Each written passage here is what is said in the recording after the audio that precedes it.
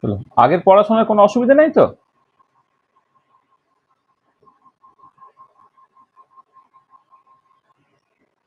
দেখো, আমি তোমার অপারেটর অ্যালজেব্রা নিয়ে কথাবার্তাগুলো বলছিলাম। হ্যাঁ, আচ্ছা, আজকে আমি যেটা করব, এই অপারেটর অ্যালজেব্রার বাকি পোর্শনটাকে বলে দিয়ে আমরা পস্টুলেট 5টাতে চলে যাব। বা রাদার আজকে হয়তো আমি পুরোটাই পস্টুলেট 5টা নিয়ে কথাবার্তা বলি, পস্টুলেট 5টাকে শেষ করে নিই। এবারে পস্টুলেট 1 থেকে 5 পর্যন্ত এর মধ্যে আরো দু একটা থিওরেম আছে যেখানে আমি মূলত ধরো ওই সোয়ার্জ ইনইকুয়ালিটি, সেখান থেকে হচ্ছে জেনারেলাইজ হাইসেনবার্গ আনসার্টেনিটি প্রিন্সিপল, আর একটা জেনারেল থিওরেমের কথা বলেছিলাম, যা necessary and sufficient condition for two operators to have simultaneous eigen function is that they must commute. তাহলে এই যে তাদের কমিউট করা, সাইমালটেনিয়াস আইগেন ফাংশন থাকা, জেনারেলাইজ হাইসেনবার্গ আনসার্টেনিটি প্রিন্সিপাল, এটা আরেকটার সাথে তোমার রিলেটেড। এবার আসলে কতটা কি সময় থাকছে তার মতো করে এটাকে একটা স্টেটমেন্ট হিসেবে, তোমাদের প্রুফ টুফ গুলো নেই, স্টেটমেন্ট হিসেবে বলে দেওয়া যায়, অথবা অ্যাকচুয়ালি ডেরিভেশনও করা যায়। আমি মানে জাস্ট মানে সেকেন্ড সেমিস্টার তো অনেক, থার্ড সেমিস্টার তো অনেক সময় পাবে, ফোর্থ সেমিস্টারের পরীক্ষাটা জাস্ট 7 আগস্ট থেকে ওদের একদম তাড়াতাড়ি বলে আমি জাস্ট ওইখান থেকে ইনফরমেশন গুলোকে বলে দিই। হ্যাঁ, আর যতটুকু প্রুফ তোমাদের সিলেবাসে আছে ততটুকু বলে দিই, তারপরে পরে আমি আবার ডিটেলে এইটা নিয়ে আবার কিছুটা কথাবার্তা বলবো। ঠিক আছে? তো দেখো, সেটা হচ্ছে একটা important theorem.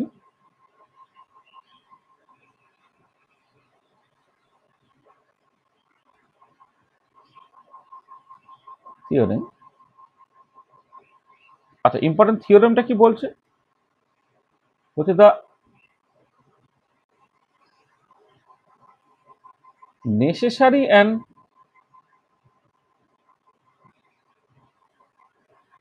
Sufficient condition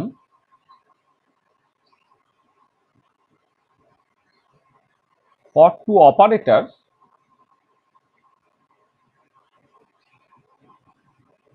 to have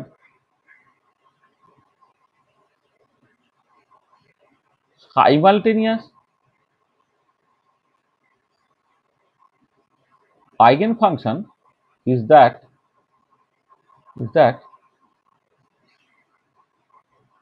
they must commute. The necessary and sufficient condition for two operators to have simultaneous eigenfunction is that they must commute. তো এই হচ্ছে তোমার ইম্পর্টেন্ট থিওরেম। তো এই থিওরেমটাকে প্রুভ করতে হবে এবং এর সিগনিফিকেন্সটা একটুখানি আমাদের দেখতে হবে। ঠিক আছে?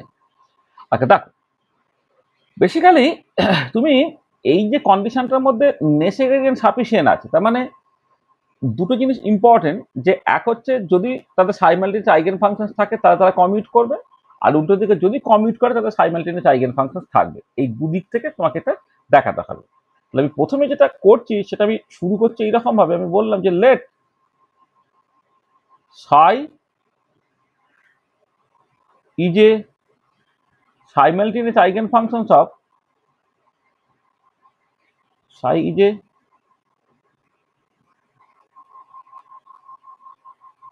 simultaneous eigenfunction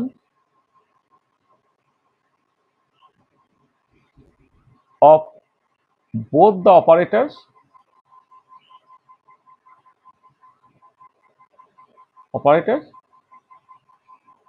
A and B. তাহলে psi is simultaneous eigenfunctions of both the operators A and B, মানে A and B with the eigenvalue, ধরে নাও with the eigenvalues alpha and beta respectively. তার মানে কি বলা হচ্ছে, এটা সাই এর উপরে কাজ করে তোমার আলফা সাই দিচ্ছে, আর বিটা সাই এর উপরে কাজ করে তোমার বিটা ইন্টু সাই দিচ্ছে। মানে সাইটা এরও eigen function with eigen value alpha, সাইটা বি এরও eigen function with eigen value beta, মানে সাইমালটেনিয়াস আইগেন ফাংশন মানে হচ্ছে সাইটা এ বি দুজনেরই আইগেন ফাংশন। তাহলে এই দুটো তোমার বেসিক্যালি দেওয়া আছে ধরে নাও। তাহলে এবারে এই দুটো যদি তোমার দেওয়া থাকে তাহলে সেখান থেকে তোমাকে দেখাতে হবে এ বি কমিউট করছে। ঠিক আছে? তাহলে নাও খেয়াল করে দেখো, ধরো আমি এই এ বি সাই এইটা ধরো বের করছি, কি হবে? এটা বাইরে যেমন আছে আছে, বি সাইটা হচ্ছে তোমার বিটা ইন্টু সাই হয়ে গেল এটা। আচ্ছা, এবারে এই বিটাটা তুমি বাইরে বের করে নিয়ে মানে বিটাটা তুমি আগে করে দিতে পারো। কারণটা কেন না, as a is a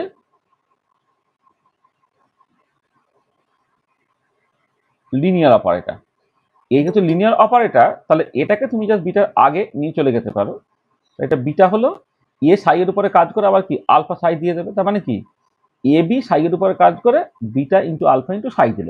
R beta R alpha তারা যেহেতু দুটো নাম্বার, এটা কোনটাকে আগে লিখলে কোনটাকে পরে লিখলে ওটা অ্যাকচুয়ালি ম্যাটার করে না।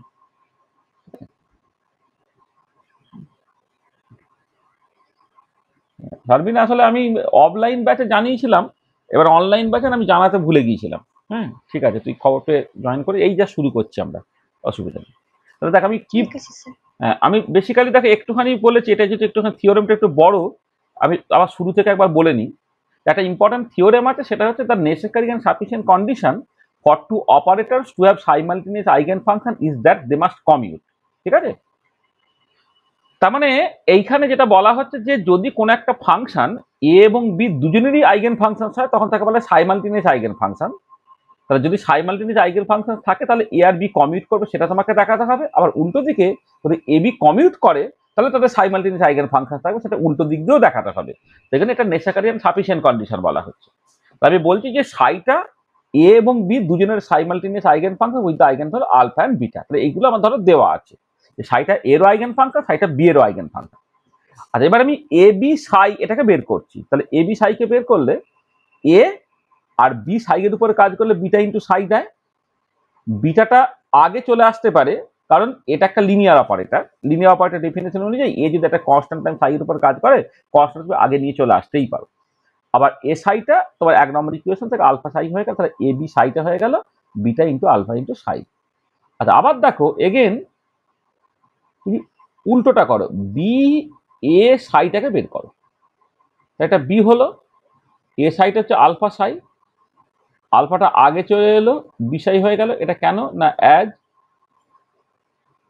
B is a linear operator, quantum mechanical অপারেটরগুলো তো লিনিয়ার হবে। সেখানে আমি মানে বিটাটাকে এই আলফাটাকে বি অপারেটর আগে নিয়ে চলে আসতে পারি, তাহলে এটা হয়ে গেল কত আলফা বিটা সাই হয়ে গেল। তাহলে দেখো তাহলে এইটা যদি তোমার 3 নম্বর ইকুয়েশন বলো, এটা 4 নম্বর ইকুয়েশন বলো, form equation 1 3 and 4, form equation 3 and 4 তুমি কি পাচ্ছ? দেখো এ বি সাইটা অ্যাকচুয়ালি তোমার বি এ সাই এর সঙ্গে সমান হলো, মানে আলফা বিটা সাই আর বিটা আলফা সাই একই। এটা হলো তোমার, এখানে তুমি বুঝতে পারছো যে এ একবারে লিখে দিচ্ছি এ বি কমিউটেটরটা, এটা তোমার বেসিক্যালি 0 হয়ে গেল। তার মানে পরিষ্কার দেখতে পেলে এ বি কমিউট করছে। এইটা হলো তোমার কন্ডিশন নেসেসারি, মানে যদি তোমার সাইমালটেনিয়াস আইগেন ফাংশন থাকতে হয় তাহলে এ বি কমিউট করতে হবে। হ্যাঁ এটা তাহলে মানে অনেক সময় পরীক্ষায় শুধুমাত্র এইটুকু পার্ট দেয়, জাস্ট তোমাকে এই পুরো থিওরেমটা প্রুভ না করতে দিয়ে বলে যদি সাইটা এ আর বি এর সাইমালটেনিয়াস আইগেন ফাংশন তাহলে দেখাও যে এ বি কমিউট করে, তা তুমি জাস্ট এইটুকু দেখিয়ে নিলেই হবে। এটাকে বলে কন্ডিশন নেসেসারি, অর্থাৎ সাইমালটেনিয়াস আইগেন ফাংশন থাকতে গেলে তোমার এ বি যে কমিউট করতে হবে, এই যে নেসেসারি কন্ডিশন সেটা তুমি দেখতে পাবে। আর এটা কন্ডিশন সাফিসিয়েন্ট কিনা দেখতে হবে, মানে সাফিসিয়েন্ট মানে হচ্ছে যদি এ বি কমিউট করে তাহলে তোমার এ আর বি এর সাইমালটেনিয়াস আইগেন ফাংশন থাকবে, এটা উল্টো দিক দিয়ে আর কি, সেটা এবার আমাদের একটু দেখতে হবে। আচ্ছা সেটার জন্য আমি নেক্সট পার্টটার জন্য আমি যেটা বলছি, ধর আমি বললাম যে let psi is an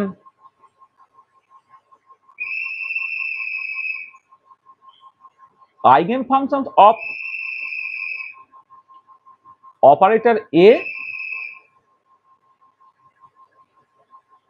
with the eigen value alpha. তার মানে এ সাইটা আলফা সাই এটা তোমার গিভেন, এটা তোমার 1 নম্বর ইকুয়েশন করলাম, মানে সাইটা এর আইগেন ফাংশন। আর কি an A commute with another operator B. ধরে নাও এটা কমিউট করছে with another operator B, that is A B commutator, এটা হচ্ছে তোমার 0। মানে এখন দেখো কি, এখন সাইটা এর eigen function A B commute করছে, তাহলে এখান থেকে তোমাকে দেখাতে হবে সাইটা বি এরও আইগেন ফাংশন হচ্ছে। ঠিক আছে, আচ্ছা তাহলে আমি শুরু করছি এইরকম ভাবে। দেখো we can write A comma B psi, এটা আমি দেখতে চাইছি। মানে ক্যান রাইট, মানে এইটা বেসিক্যালি জিরো আর কি, মানে এবি কিন্তু কমিউট করে, তাহলে আমরা লিখতে পারি এবি সাই ইকুয়াল টু জিরো। এটা কি হলো না AB AB minus B A সাই, এটা হচ্ছে জিরো, কমিউটারটা তুমি ভেঙে ফেললে, তো কি হলো A B psi equal to B A psi হলো। আচ্ছা এবারে দেখো এইটা কিন্তু বলে দেওয়া আছে 1 নম্বর ইকুয়েশন, এ সাই হচ্ছে আলফা সাই, তাই এটা বি লেখো, আলফা ইন্টু সাই লেখো। এবারে আলফাটা তুমি আগে করে দাও, যেহেতু তোমার as B is a linear operator, তুমি আলফাটা আগে করে দিলে এটা বি সাই হলো। তার মানে কি হলো দেখো এখানে যেটা দেখতে পাচ্ছ, এটা তো যেমন আছে, তাহলে মানে এ বি সাই, তুমি এরকম একটা ইকুয়েশন এসে পৌঁছেছো, মানে এ অপারেটরটা বি ইন্টু সাই, মানে বি ইন্টু সাই মানে মানে দেখো দুটো অপারেটর পরপর থাকা মানে কি, প্রথমে সাই এর উপরে বি কাজ করবে, তারপরে এ কাজ করবে। ঠিক আছে, তাহলে এইটা কি হচ্ছে A B operator psi equal to alpha B operator psi, তাহলে এইটাকে তুমি একটা ইকুয়েশন লিখে রাখো, তাহলে 3 নম্বর ইকুয়েশন। আর এবারে এইখান থেকে যে আলোচনাটা সেটা খুব ইম্পর্টেন্ট, এটা খুব কেয়ারফুলি খেয়াল করো। তাহলে প্রথমে আমি কেস ওয়ানে আসছি। কেস ওয়ান সেটা হচ্ছে নন ডিজেনারেট কেস।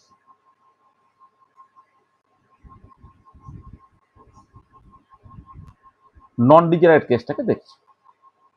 আচ্ছা নন ডিজেনারেট কেস মানে কি না, কোন একটা গিভেন আইগেন ভ্যালুতে একটা এবং কেবলমাত্র একটাই লিনিয়ারলি ইন্ডিপেন্ডেন্ট ফাংশন থাকবে, তাই তো? মানে নন ডিজেনারেট মানে কি, ডিজেনারেট মানে হচ্ছে কোন একটা গিভেন আইগেন ভ্যালুতে একাধিক লিনিয়ার ইন্ডিপেন্ডেন্ট ফাংশন থাকতে পারে, আর নন ডিজেনারেট মানে কি, কোন একটা গিভেন আইগেন ভ্যালুতে একটা এবং কেবলমাত্র একটাই লিনিয়ারলি ইন্ডিপেন্ডেন্ট ফাংশন থাকবে। তাহলে দেখো, তাহলে এবারে কথাটা হচ্ছে নন ডিজেনারেট কেসে আমি বলছি একটা এবং কেবলমাত্র একটাই লিনিয়ারলি ইন্ডিপেন্ডেন্ট ফাংশন থাকবে, কিন্তু ইকুয়েশন ওয়ান এবং ইকুয়েশন থ্রি কি বলছে খেয়াল করো। ইকুয়েশন ওয়ানটা তুমি পড়বে কি করে, যে psi is an eigen function of operator A with the eigen value alpha. আচ্ছা 3 নম্বর ইকুয়েশন তুমি কি করে পড়বে না, বি সাই যেটা, দেখো বি অপারেটরটা একটা ফাংশনের উপরে কাজ করতে একটা ফাংশন দেবে, তাহলে যে ফাংশনটা দিল সেটাকে আমি যদি বি সাই বলি, তাহলে বি সাইটা এ অপারেটর আইগেন পাচ্ছে with the same eigen value alpha. তাহলে কি হচ্ছে দেখো, তাহলে ইকুয়েশন ওয়ান বলছে যে psi is an eigen function of operator A with the eigen value alpha, আর 3 নম্বর ইকুয়েশন বলছে B psi is also an eigen function of operator A with the same eigen value alpha. তার মানে basically কি হচ্ছে, সাই আর B সাই তো degenerate হয়ে গেল, কারণ সেম আইগেন ভ্যালু আলফা দিচ্ছে, কিন্তু আমি তো বলছি নন ডিজেনারেট কেস। একমাত্র বাঁচার রাস্তা কি, যে সাই আর বি সাই আলাদা কিছু নয়, বা তারা লিনিয়ারলি ইন্ডিপেন্ডেন্ট নয়, সেটা যদি হয় তবেই সবকিছু কনসিস্টেন্ট হবে, না হলে গন্ডগোল হয়ে গেল।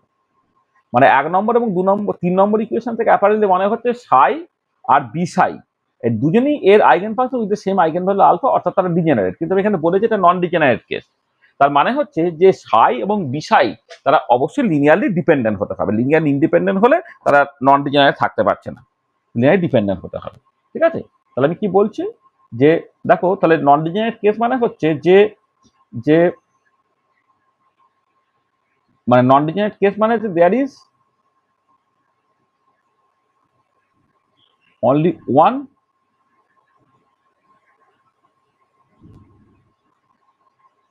function having the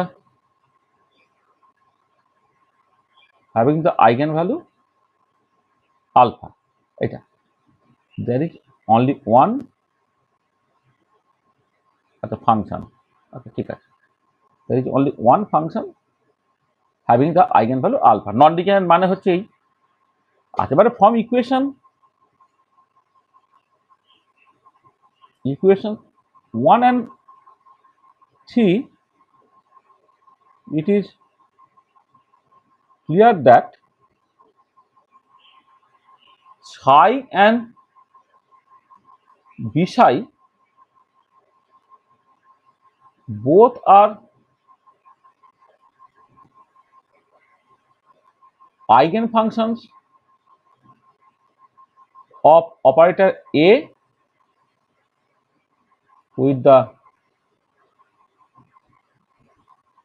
eigenvalue with the same eigenvalue alpha, এটা তা কিন্তু আমি ইকুয়েশন 1 and 3 কি বলছে যে psi এবং psi both are eigenfunction of operator A with the same eigenvalue alpha, কিন্তু আমি তো আবার বলছি নন ডিজেনারেট কেস। নন ডিজেনারেট কেস মানে তো কোনো একটা গিভেন আইগেনভ্যালুতে একটাই ফাংশন থাকবে, একমাত্র বাঁচার রাস্তা কি, the only possibility is the only way out আর কি, way out is psi and B operator psi must be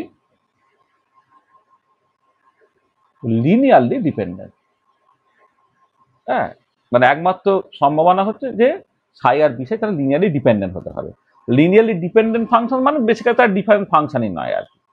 হ্যাঁ, তার মানে আমি কি লিখতে পারি, দ্যাট ইজ ধরো বি সাইটা লিনিয়ারলি ডিপেন্ডেন্ট হলে, দুটো ফাংশন লিনিয়ারলি ডিপেন্ডেন্ট হলে কি হবে, একটা ফাংশনকে আর একটা ফাংশনের একটা কনস্ট্যান্ট গুণ করে তুমি লিখতে পারবে। তাহলে আমি বললাম যে সাই এর সঙ্গে জাস্ট একটা নাম্বার বিটা গুণ করে তুমি বি সাইটা পেয়ে গেলে। মানে লিনিয়ারলি ডিপেন্ডেন্ট ফাংশন হলে কি হবে, যে দুটো ফাংশন ধরো, হ্যাঁ, এক্স আর 2x তারা লিনিয়ারলি ডিপেন্ডেন্ট, মানে 2xটাকে তুমি x এর সঙ্গে 2 গুণ করেই পেতে পারছো, মানে কোনো একটা ফাংশনের সঙ্গে একটা কনস্ট্যান্ট গুণ করে তুমি অন্য ফাংশনটা পেয়ে যেতে পারবে, যেটা লিনিয়ারলি ডিপেন্ডেন্ট হয়। আর লিনিয়ারলি ইন্ডিপেন্ডেন্ট হলে তুমি কিন্তু সেটা পারবে না, তার মানে B psi equal two beta সাই হলো এটা। আচ্ছা, এটা এটা এটা এই যে বি সাই, বি অপারেটর সাই কিন্তু বিটা সাই হয়, এর মানেটা কি, যে psi is also an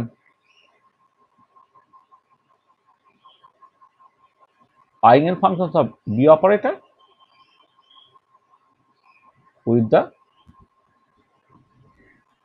eigenvalue beta। তাহলে আমি শুরু করেছিলাম কি না, সাইটা এর eigen function with the eigen value alpha আর এবি কমিউট করছে, সেইখান থেকে নন ডিজেনারেট কেস আমি দেখাতে পারলাম যে সাইটা তোমার বি এরও আইগেন ফাংশন হচ্ছে এবং আইগেন ভ্যালুটা হচ্ছে তোমার বিটা হয়ে যাচ্ছে।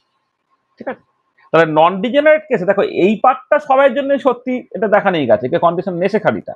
এবার কন্ডিশন সাফিসিয়েন্টে যখন আমি দেখাচ্ছি তখন নন ডিজেনারেট কেসটা কিন্তু খুব ইজিলি তুমি বলে দিতে পারতো। এবারে ডিজেনারেট কেস যদি হতো, মানে কেস 2,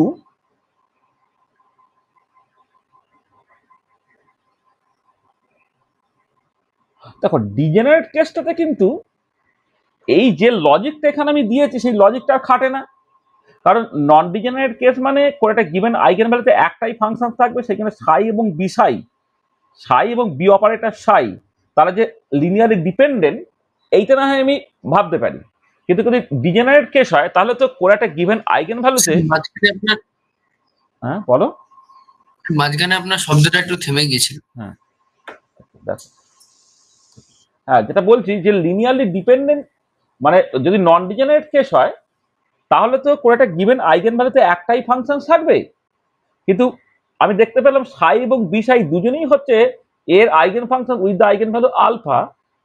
এটা অটোমেটিক্যালি সাজেস্ট করলে যে উপায় নেই, বি সাই এবং সাই তারা লিনিয়ারলি ডিপেন্ডেন্ট হতে হবে, তবেই একমাত্র আমি বাঁচতে পারি। কিন্তু ডিজেনারেট কেসে এরকম লজিক আমি দিতে পারি না, কারণ ডিজেনারেট কেস মানে কি, কোনো একটা গিভেন আইগেন ভ্যালুতে more than one linear independent function থাকতেই পারে। আমাকে এটা দাঁড়াচ্ছে ডিজেনারেট কেসে আগের যে আর্গুমেন্টটা নো লঙ্গার ভ্যালিড। তাহলে ডিজেনারেট কেসে কি হচ্ছে, for degenerate case, degenerate case there can be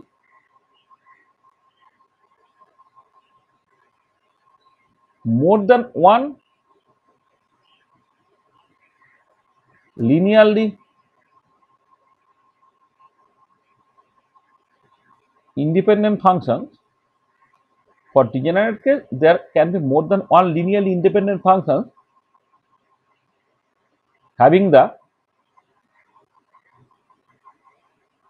same eigenvalue. Hence psi and b psi need not be linearly dependent and hence above argument is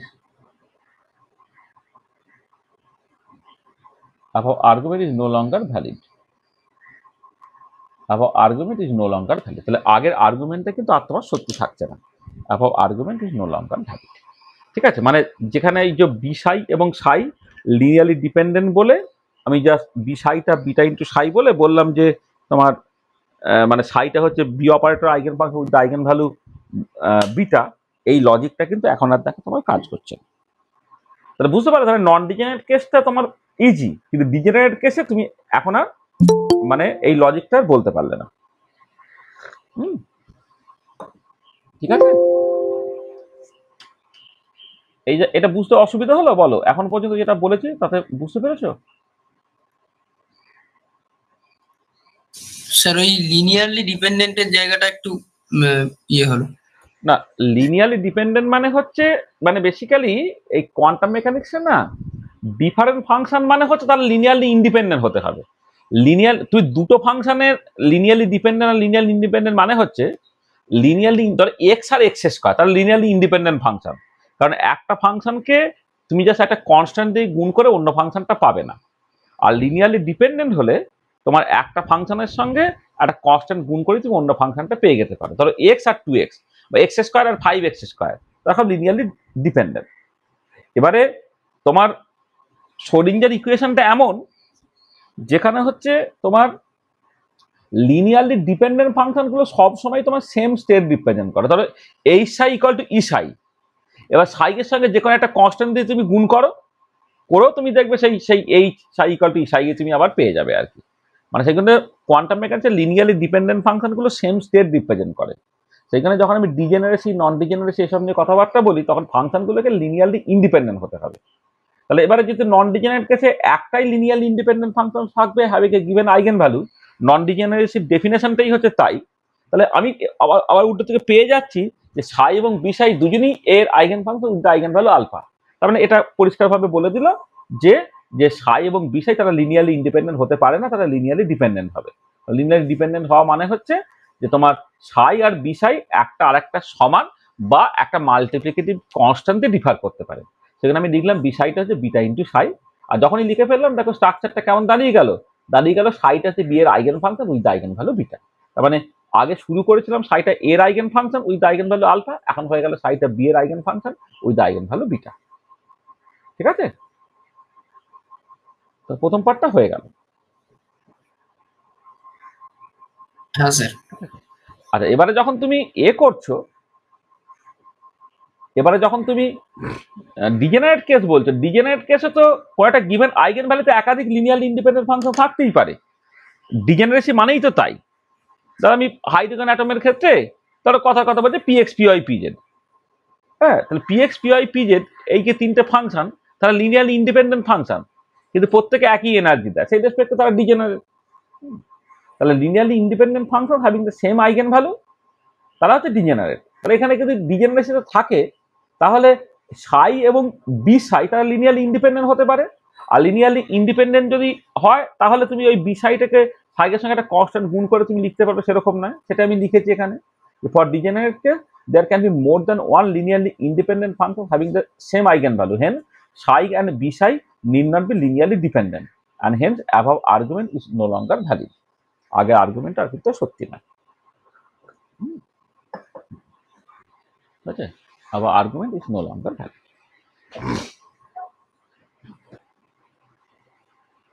হচ্ছে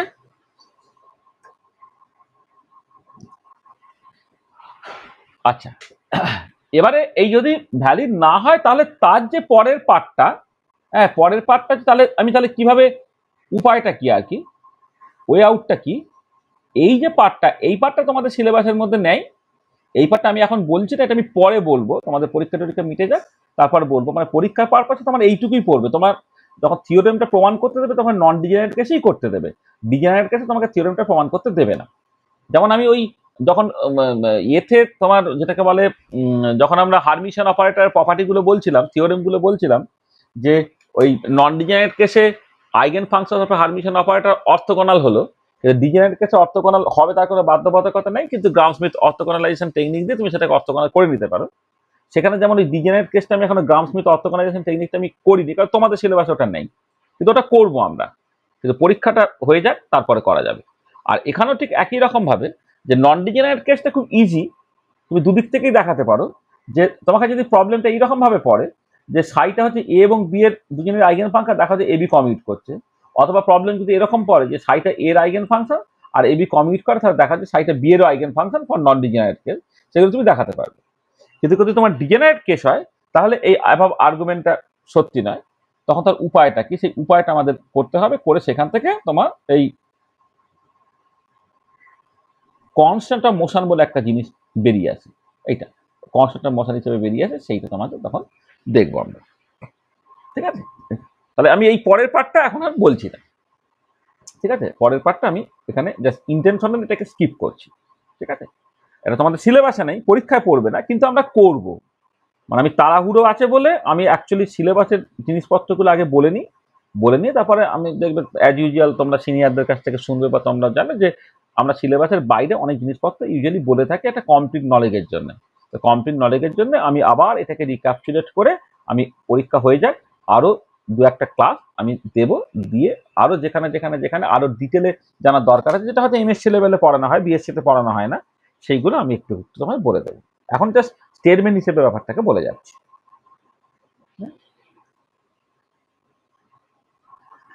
ঠিক আছে, এই পার্টটা বুঝতে পারলে? মানে নন ডিজেনারেট কেসে থিওরেমটার প্রমাণ বুঝতে পারলে তো? হ্যাঁ স্যার। ঠিক আছে, আচ্ছা এবার একটা জিনিস খেয়াল করে দেখো, ধরো একটা ইম্পর্টেন্ট ব্যাপার দেখো, ধরো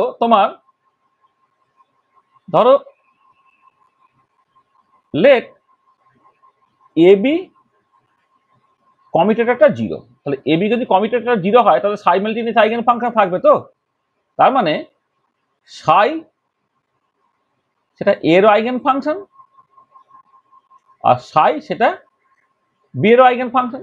এটা মানে যদি দুটো operator necessary and sufficient condition for two operators to have simultaneous eigen function is that they must commute, তারপরে দুটো অপারেটর কমিউট করছে ধরে নাও, যদি কমিউট করে তাহলে তাদের সাইমালটেনিয়াস আইগেন ফাংশন থাকবে, সাইমালটেনিয়াস আইগেন ফাংশন থাকবে মানে সাইটা এরও আইগেন ফাংশন হবে উইথ আইগেন ভ্যালু আলফা, আবার সাইটা বি এরও আইগেন ফাংশন হবে উইথ আইগেন ভ্যালু বিটা।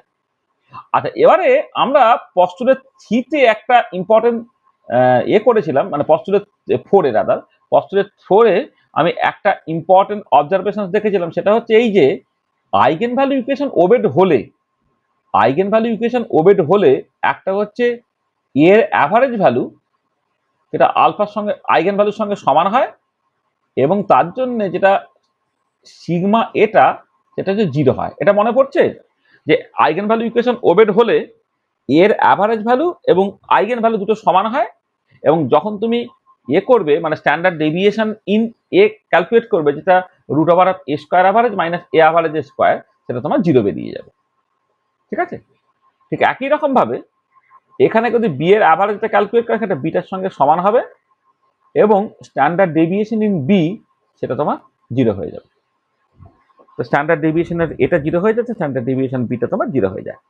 আচ্ছা এটা কিন্তু আমরা করেছি, এটা খেয়াল করেছো কি, মানে মনে পড়ছে না? যদি আইগেন ভ্যালু ইকুয়েশন ওবেড হয় তাহলে সেই স্টেটে তার স্ট্যান্ডার্ড ডেভিয়েশনটা 0 হয়, মনে পড়ছে? হ্যাঁ স্যার। যে করা হয়েছে, এগুলো করেছি কিন্তু দেখে না, করেছি। হ্যাঁ, পস্টুলেট 3 তারপর পস্টুলেট 4 যখন করেছিলাম এটাকে করা হয়েছে এটা। আচ্ছা তার মানে কি হলো দেখো, তার মানে এটা দাঁড়াচ্ছে দেখো যে এবি যদি কমিউট করে তাহলে এই যে সাই স্টেটে এ স্ট্যান্ডার্ড ডেভিয়েশনে 0, বি স্ট্যান্ডার্ড ডেভিয়েশনে 0, এর মানেটা কি? এর মানে হচ্ছে যে A and B both can be measured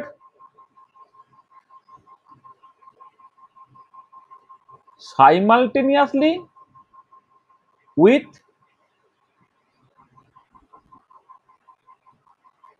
arbitrary precision। মানে স্ট্যান্ডার্ড ডেভিয়েশন 0 মানে কি, এ এবং মানে দুজনের ক্ষেত্রে স্ট্যান্ডার্ড ডেভিয়েশন 0, তার মানে কি A and B both can be measured simultaneous with arbitrary precision. মানে ব্যাপারটা কি হলো দেখো, যে এ বি কমিউট করে তাহলে তার কনসিকুয়েন্স ডিরেক্টলি দাঁড়ালো কি, এ এবং বি দুজনকে তুমি সাইমালটেনিয়াস উইথ আরবিট্রারি প্রিসিশন মাপতে পারবে। তাহলে ভালো করে লজিকটা বোঝো, যে আমি যে থিওরেমটা করলাম সেই থিওরেম বলছে যে যদি দুটো অপারেটর কমিউট করে তাহলে সাইমালটেনিয়াস আইগেন ফাংশন থাকবে। তাই এ বি কমিউট করছে মানে একটা স্টেট তুমি পেলে যেটা এর আইগেন ফাংশন বি এর আইগেন ফাংশন। এবার সাই কিন্তু এর আইগেন ফাংশন, তাহলে এই স্টেটে এর স্ট্যান্ডার্ড ডেভিয়েশন 0, আর সাই কিন্তু বি এর আইগেন ফাংশন, তাহলে ওই স্টেটে বি এর স্ট্যান্ডার্ড ডেভিয়েশন 0। তার মানে কি, যেটা দেখতে পাচ্ছ যে এই যে পার্টিকুলার স্টেট সাইতে এ বি দুজনকেই তুমি মেজার করতে পারছো সাইমালটেনিয়াস উইথ আরবিট্রারি প্রিসিশন, এইটা। তার মানে যেটা দাঁড়াচ্ছে there is no uncertainty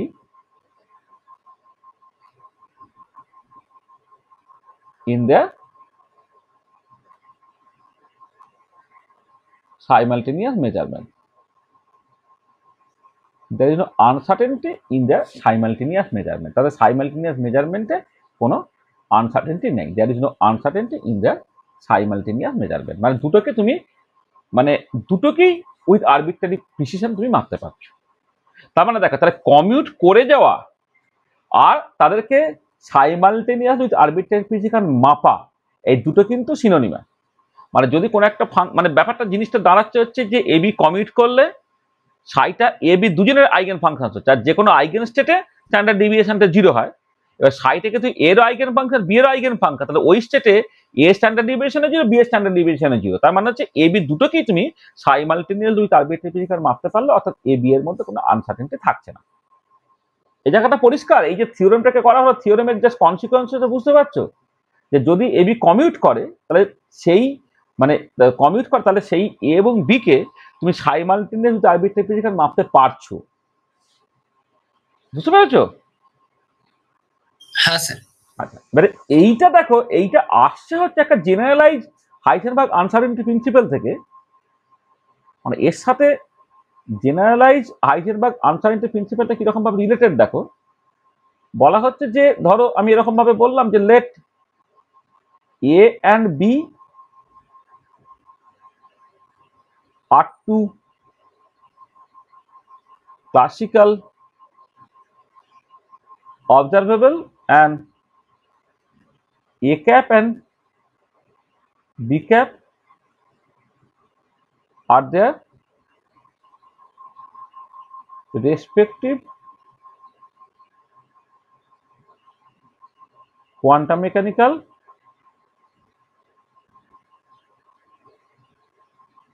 operator. তখন যেটা হবে, তখন জেনারেলাইজ হাইসেনবার্গ আনসার্টেনটি প্রিন্সিপাল বলছে দেন এই sigma A sigma beta greater equal two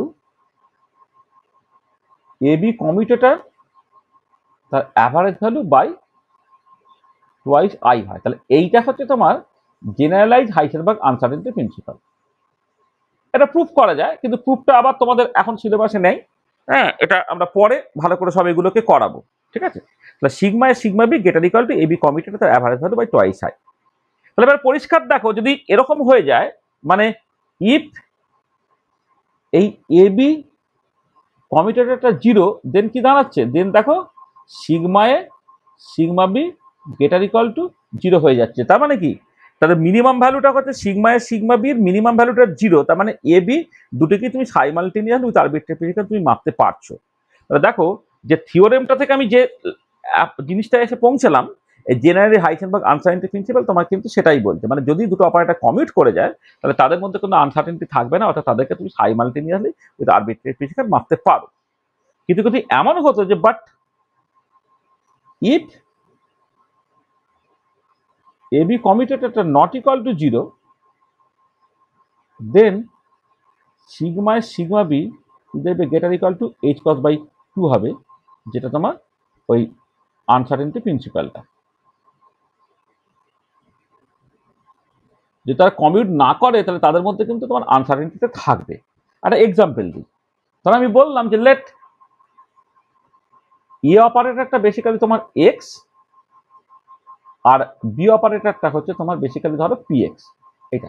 তাহলে এ বি কমিউটেটর মানে এখানে এক্স পি এক্স কমিউটেটর, মানে এই যেখানে এ বি কমিউটেটর আমার লাগবে, তো এ বি কমিউটেটর মানে X P X commutator. X P X commutator কত হয়, আই এইচ কস হয়, আমরা বের করেছিলাম। তো এক্স পি এক্স কমিউটেটর হচ্ছে I H cos.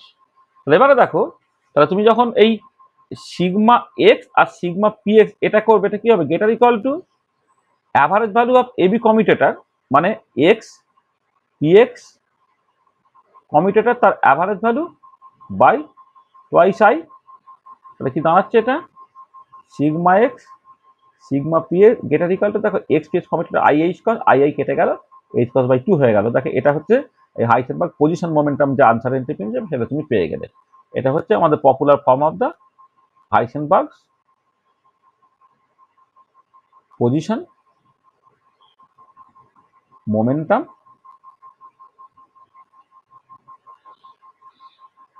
Uncertainty relation আর কি, আনসার্টেনটি প্রিন্সিপাল।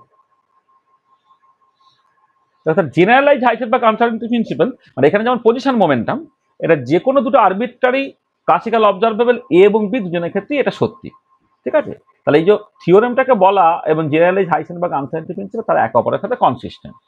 আচ্ছা, আবার যদি ধরো তুমি এরকম করতে, তাহলে এবারে যদি এক্স আর পি ওয়াই কে ধরতে, এক্স পি ওয়াই কমিউটেটর কত বেরোয়?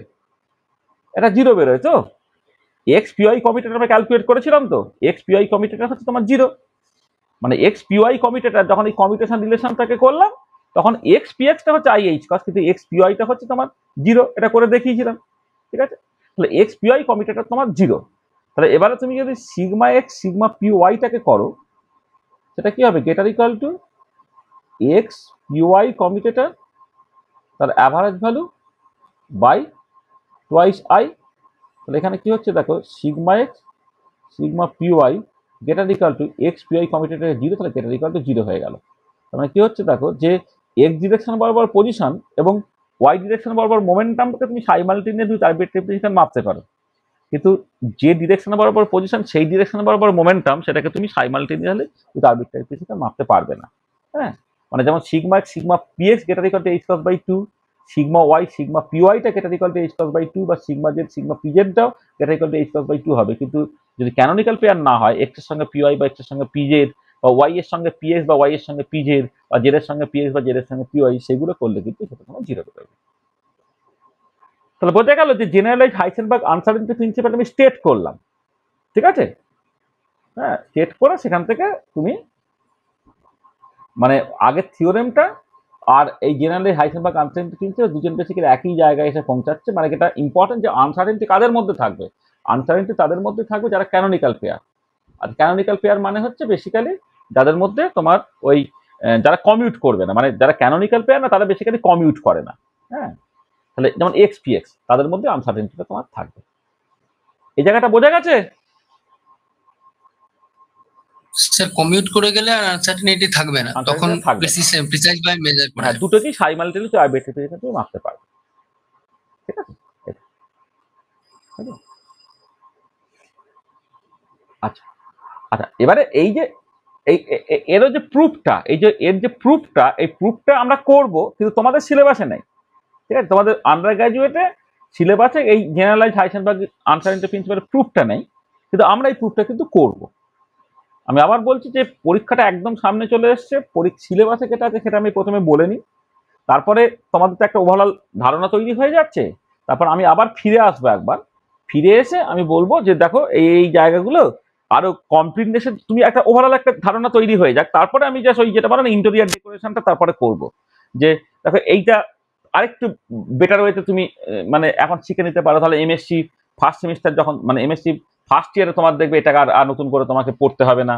এই টাইপের কিছু জিনিস আমি মানে অ্যাডভান্স রিসোর্স হিসেবে করিয়ে দেবো আর কি, ঠিক আছে। তোমাদের কিন্তু জেনারেলাইজ হাইসেনবার্গ আনসার্টেনটি প্রুফ সিলেবাসে নেই, কিন্তু আনসার্টেনটি প্রিন্সিপালটা একটুখানি আমার বলে দেওয়া দরকার ছিল, সেটাকে করলাম। বা আগেরটা যেটা বললাম ডিজেনারেট কেসের প্রুফ তোমাদের সিলেবাসে থাকবে না, গ্রাউন্ড স্মিথ অর্থোগনালাইজেশন টেকনিক তোমাদের সিলেবাসে থাকবে না। হ্যাঁ, যেগুলো সিলেবাসে নেই সেগুলোকে এখন একটু আমি স্কিপ করে যাচ্ছি। হ্যাঁ, ওরকম 2-3টে ক্লাসের জিনিস আমি একটু স্কিপ করে যাচ্ছি, যাতে ইনফরমেশনগুলোকে বলে দিই। আচ্ছা আচ্ছা, আর একটা ইম্পর্টেন্ট থিওরেম আছে যাকে বলা হয় শোয়ার্জ ইনইকুয়ালিটি। থিওরেম নয়, একটা একটা ইনইকুয়ালিটি আছে, মানে শোয়ার্জ ইনইকুয়ালিটিটা এইটা অ্যাকচুয়ালি কাজে লাগে তোমার হাইসেনবার্গ আনসার্টেনটি প্রিন্সিপালের ডেরিভেশনের জন্য, আর কিছু না। এটা খুব সহজ ব্যাপার। সেটা হচ্ছে তুমি যদি করো, তোমার ধরো এই মানে ধরো দুটো let phi one and phi two are two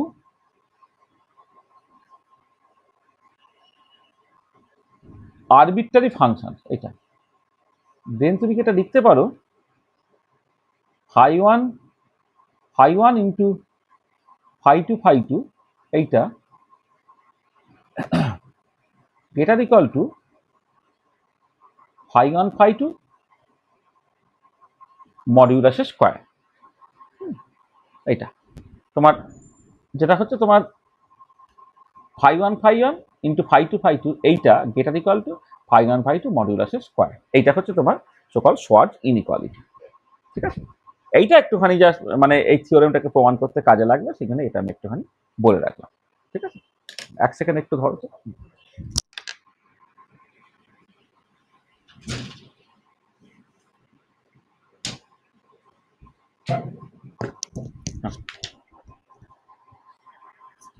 আচ্ছা, এবারে এই শর্টস ইনইকুয়ালিটি, ট্রায়াঙ্গুলার ইনইকুয়ালিটি, এই ধরনের কিছু কিছু জিনিসপত্র আছে যেগুলো এখন কিছু বলছি না।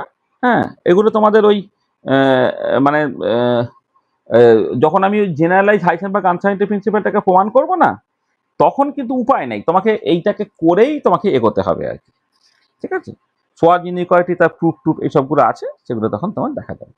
হ্যাঁ, φ1 into φ2 greater equal to φ1 φ2 modulus square. এই স্টেটমেন্টটা শুধু একটুখানি জেনে রাখো কমপ্লিটনেসের জন্য। পরে আবার এইটাকে নিয়ে যখন আমরা শর্টস ইনইকুয়ালিটি থেকে যখন হাইসেনবার্গ আনসার্টেনিটি প্রিন্সিপাল প্রুফ করবো, তখন একটা পার্টিকুলার ক্লাসে আমি এই পুরো জিনিসটাকে পড়বো। তাহলে দেখো, তাহলে এই যে তিনটে জিনিস যেটা আমি আগের দিন বলে রেখেছিলাম, যে তিনটে ইম্পর্টেন্ট জিনিস একটুখানি বলে নিতে হবে তোমার এই মানে পস্টুলেট 4 পর্যন্ত অপারেটর অ্যালজেব্রাটাকে কমপ্লিট করার জন্য। একটা হচ্ছে ইম্পর্টেন্ট থিওরেমটা, 2 নম্বর হচ্ছে জেনারেলাইজ হাইসেনবার্গ আনসার্টেনিটি প্রিন্সিপালটা, এটা জেনারেলাইজ হাইসেনবার্গ আনসার্টেনিটি প্রিন্সিপালটা। আর জেনারেলাইজ হাইসেনবার্গ আনসার্টেনিটি প্রিন্সিপালটাকে করতে গেলে তোমার শর্টস ইনইকুয়ালিটিটা লাগবে, সেইটা পর্যন্ত আমি বলে রাখি। এবারে এইটা নিয়ে আরো ডিটেল কথাবার্তা আমাদের পরে হবে।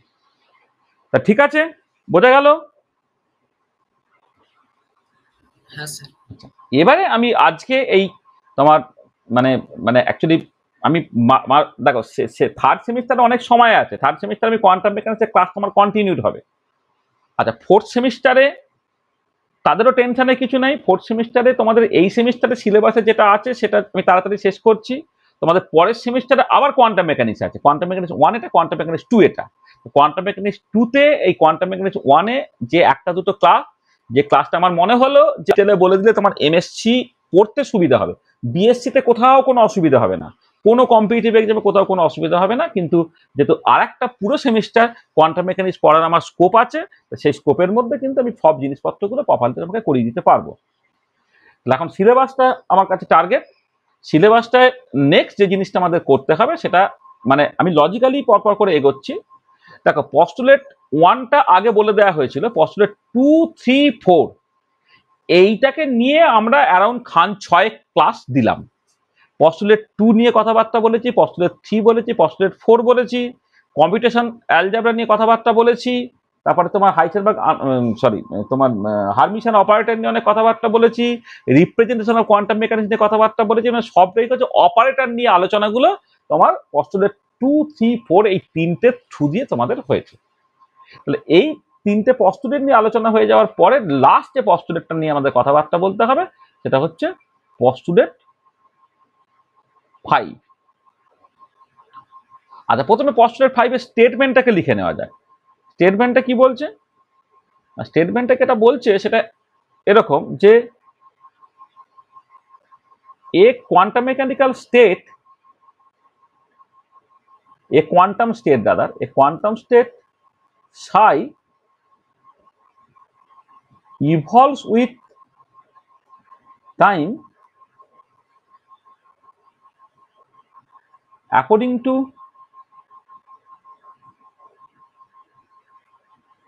time dependent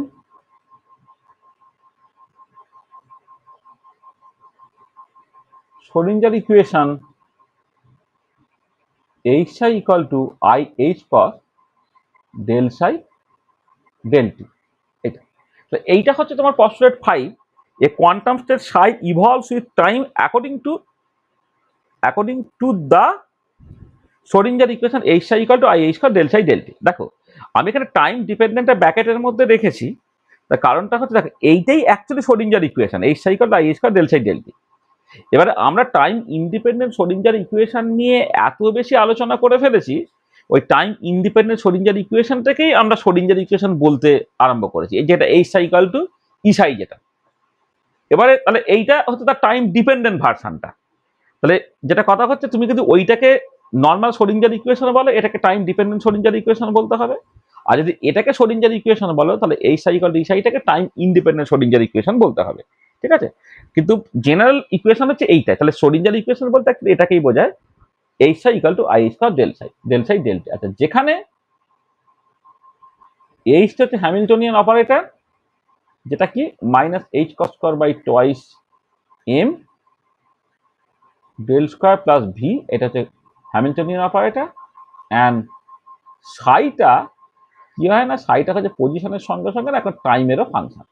মানে এর আগে টাইম ইন্ডিপেন্ডেন্ট শ্রোডিঞ্জার ইকুয়েশন নিয়ে কথাবার্তা বলা হয়েছে বলে ওয়েভ ফাংশনটা শুধুমাত্র পজিশনের ফাংশন ছিল, কিন্তু জেনারেলি ওয়েভ ফাংশনটা পজিশনের সঙ্গে সঙ্গে টাইমেরও ফাংশন। এইটা হচ্ছে তোমার শ্রোডিঞ্জার ইকুয়েশন বা টাইম ডিপেন্ডেন্ট শ্রোডিঞ্জার ইকুয়েশন, ঠিক আছে? আর এবারে এই ইকুয়েশন থেকে তুমি যেটা প্রথমে যে জায়গাটা আসবে, সেটা হচ্ছে কনসেপ্ট অফ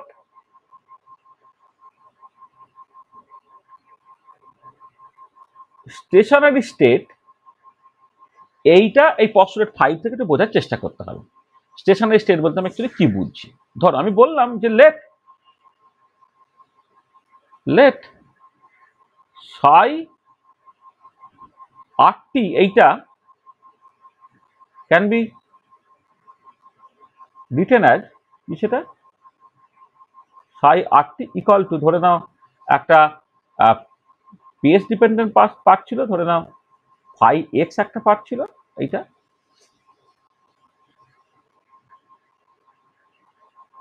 তার সঙ্গে তোমার, মানে আমি জাস্ট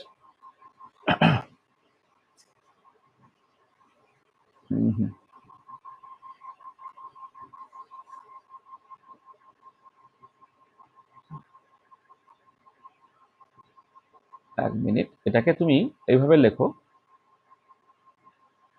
ফাই এক্স ইন্টু, এটাকে ধরো এটা একটা এফ টি এরকম একটা লিখতে হবে।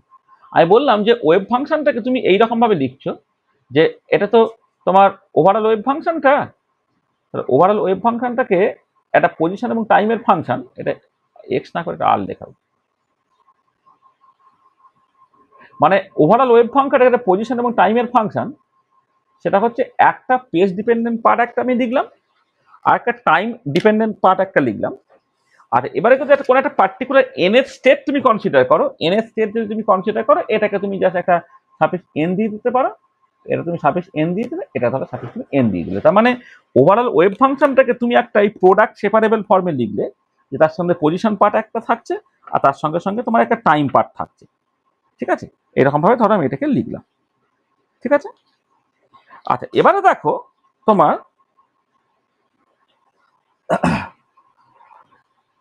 যেখানে এখানে এখানে একটা ইম্পর্টেন্ট পয়েন্ট, যে যেখানে এই ফাই এন যেটা, সেটা হচ্ছে তোমার টাইম ইন্ডিপেন্ডেন্ট শ্রোডিঞ্জার ইকুয়েশনকে স্যাটিসফাই করে। যেটা ইম্পর্টেন্ট, ফাই এনটা তোমার টাইম ইন্ডিপেন্ডেন্ট শ্রোডিঞ্জার ইকুয়েশনকে সেটা স্যাটিসফাই করে। মানে এইটা, মানে তাহলে কি হচ্ছে দেখো, তাহলে আমি এটা যে সবসময় লিখতে পারা যাবে সেরকম নয়, আমি ধরে নিচ্ছি যে লেখা যাচ্ছে আর কি, সেটাকে ধরে নিয়ে আমি জাস্ট এগোচ্ছি। তাহলে আমি কি বলছি না, আমার যে এটা মানে তোমার যেটা টাইম ডিপেন্ডেন্ট যে ওয়েভ ফাংশনটা, যেটা আর এবং টি এর ফাংশন, সেটাকে আমি টাইম ইন্ডিপেন্ডেন্ট ওয়েভ ফাংশন এবং একটা টাইম ডিপেন্ডেন্ট পার্টের প্রোডাক্ট হিসেবে লিখছি, যেখানে টাইম ইন্ডিপেন্ডেন্ট যে ওয়েভ ফাংশনটা, হ্যাঁ, সেটা ফাই এনটা, সেটা হচ্ছে টাইম ইন্ডিপেন্ডেন্ট শ্রোডিঞ্জার ইকুয়েশনকে স্যাটিসফাই করে, যেখানে এনার্জিটা হচ্ছে ইএন। এটা দিয়ে আমি স্টার্ট করব, তো ভালো। তাহলে এবারে তুমি এই যে শ্রোডিঞ্জার ইকুয়েশন আছে সেটাতে বসিয়ে দিই। তাহলে তাহলে from time dependent Schrodinger equation তুমি কি লিখতে পারছো, দেখো এইচ সাই এন আর টি, সেটা তো I H cross del del T into psi N R T. এই যে এখানে টাইম ডিপেন্ডেন্ট যে শ্রোডিঞ্জার ইকুয়েশন, সেখানে আমি সাইটাকে বসালাম। তাহলে এবারে দেখো এইচ, এটা সাই এনটা হচ্ছে phi N R F N T equal to I H cross del del T of phi N R F N T. এটা আচ্ছা দেখো, হ্যামিল্টনিয়ান যে পার্টটা, হ্যামিল্টনিয়ান পার্টের মধ্যে কিন্তু কোনো টাইম নাই। তার মানে এই হ্যামিল্টনিয়ান অপারেটরটা যখন এখানে কাজ করবে তখন এফ এন টিটা কনস্ট্যান্ট হিসেবে রয়ে যাবে, আর এইচটা কাজটা করবে শুধুমাত্র ফাই এন আর এর উপরে।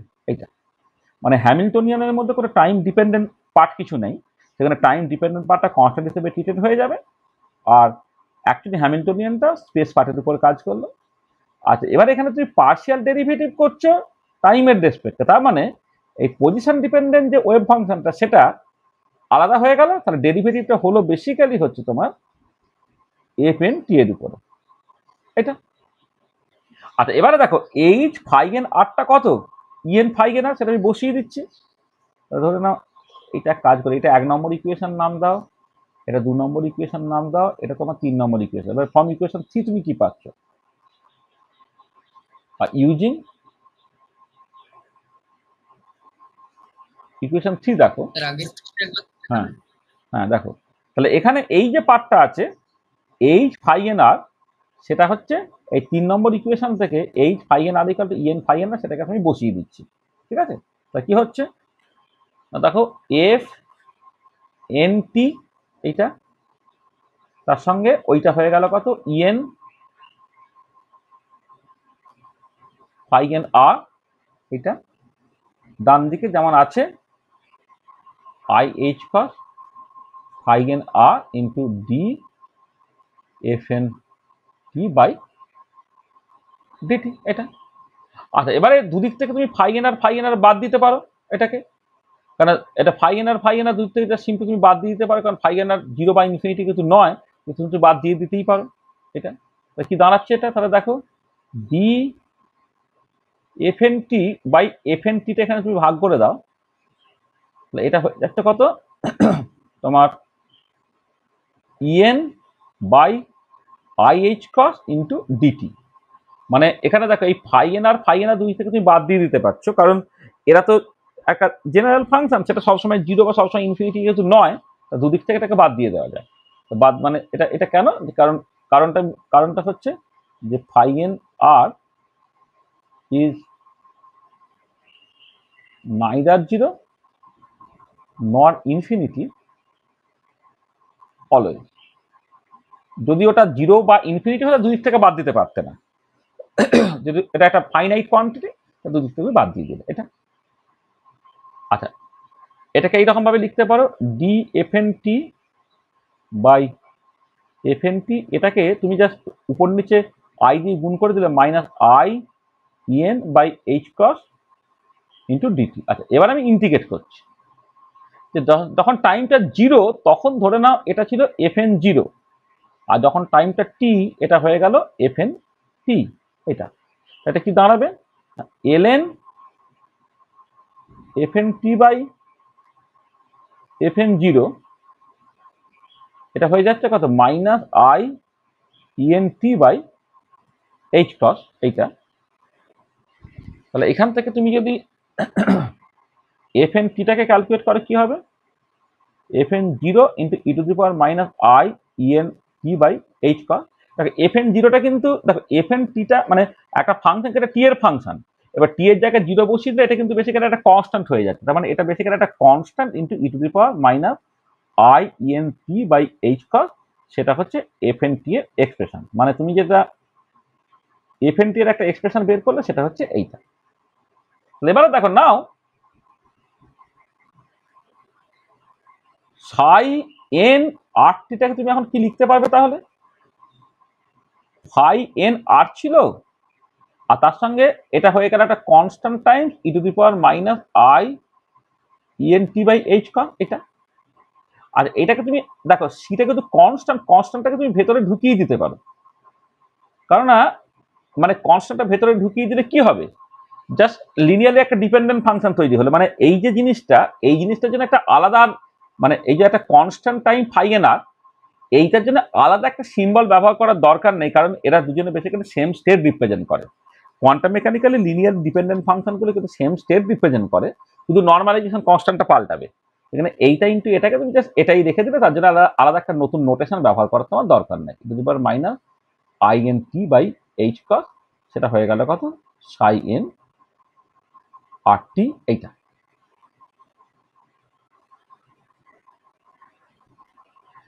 তাহলে তুমি দেখো যে যদি এইরকম সিচুয়েশন হয়, সাই এন আর টিটাকে তুমি জাস্ট পজিশন পার্ট এবং টাইম পার্টের গুণফল হিসেবে দেখো, যেখানে পজিশন পার্ট হচ্ছে টাইম ইন্ডিপেন্ডেন্ট শ্রোডিঙ্গার ইকুয়েশনের সলিউশন।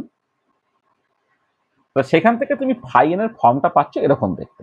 আচ্ছা, এবারে এই পার্টিকুলার স্টেটটা কি অবস্থা দেখো। দেখো তুমি যদি তুমি এই প্রবাবিলিটি ডেনসিটি ক্যালকুলেট করো, টোটাল প্রবাবিলিটি না, probability density, probability density P, এটা এক্সপেক্ট করছে এটা কি হবে, আর এবং টি এর ফাংশন হবে, সেটা কি সাই এন আর টি তার complex conjugate into psi N R টি, মানে সাই এন এর মডিউলাস স্কয়ার, তার মানে এইটা কি হচ্ছে দেখো, phi N R E to the power মানে star E to the power plus I E N T by H cross হবে, কারণ তোমার ওয়েভ ফাংশন তো এইটা, তা কমপ্লেক্স কনজুগেট করলে এইটা স্টার হয়ে গেল, আর মাইনাস আইটা প্লাস আই হয়ে গেল এইটা, আর এইটা হলো, আর এইটা কি হবে, phi N R E to the power minus I E N T by H cross, এইটা হলো এটা। এবার দেখো এই পার্টটা এবং এই পার্টটা জাস্ট কেটে গেল, E to the power plus I আছে, এখানে মাইনাস আই কেটে গেল, তারপরে রইল কি phi N R modulus square, এটা পড়ে দিলে। তার মানে পরিষ্কার দেখো এটা টাইম ইন্ডিপেন্ডেন্ট হয়ে গেছে, অর্থাৎ ডিপিটাকে তুমি যদি ডিটি দিয়ে ভাগ করো, মানে মানে মানে মানে মানে ভাগ করো মানে আমি বলছি যদি ডেরিভেটিভ করো আর কি, মানে যদি ধরো এই যে টোটাল যে প্রবাবিলিটি ডেন্সিটিটা বেরিয়েছে, যদি del P by del T করে, এটা আলটিমেটলি তোমার জিরো হয়ে যাচ্ছে। এটা তার মানে কি, তার মানে এটা ইমপ্লাই করছে যে প্রবাবিলিটি ডেন্সিটি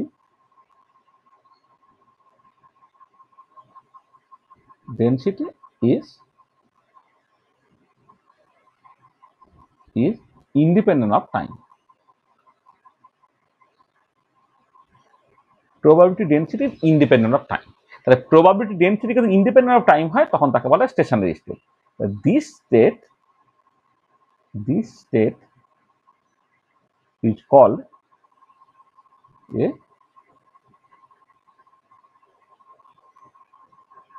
stationary state. এই স্টেটটাকে বলা হবে একটা স্টেশনারি স্টেট। তার মানে কি হচ্ছে দেখো, যে তোমার এই যে পার্টিকুলার মানে একটা ফাংশন তুমি লিখলে সাই এন আর টি, যেটা অ্যাপারেন্টলি তোমার দেখে মনে হচ্ছে টাইমের উপর ডিপেন্ড করছে,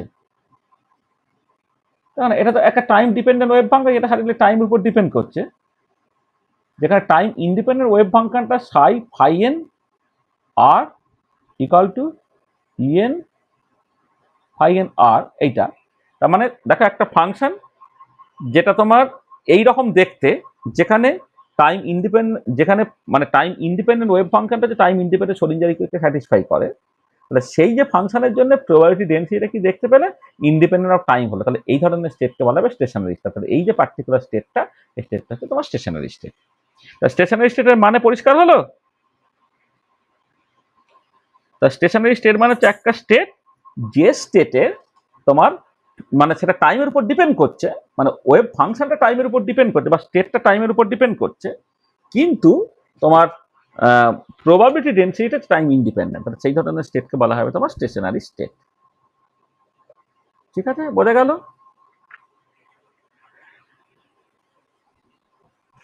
ঠিক আছে তো? আচ্ছা, ভালো। আচ্ছা, এবারে এই যে জায়গা থেকে এই যে টাইম ডিপেন্ডেন্ট যে শ্রোডিঙ্গার ইকুয়েশন, সেই শ্রোডিঙ্গার ইকুয়েশন থেকে একটা ভীষণ ইম্পর্টেন্ট জিনিসে তুমি আসতে পারবে, যাকে বলা হয় এরেনফেস ইকুয়েশন অফ মোশন। এই এরেনফেস ইকুয়েশন অফ মোশনটা তুমি কি করে নিয়ে আসছো সেটা এবার একটুখানি দেখে নিই।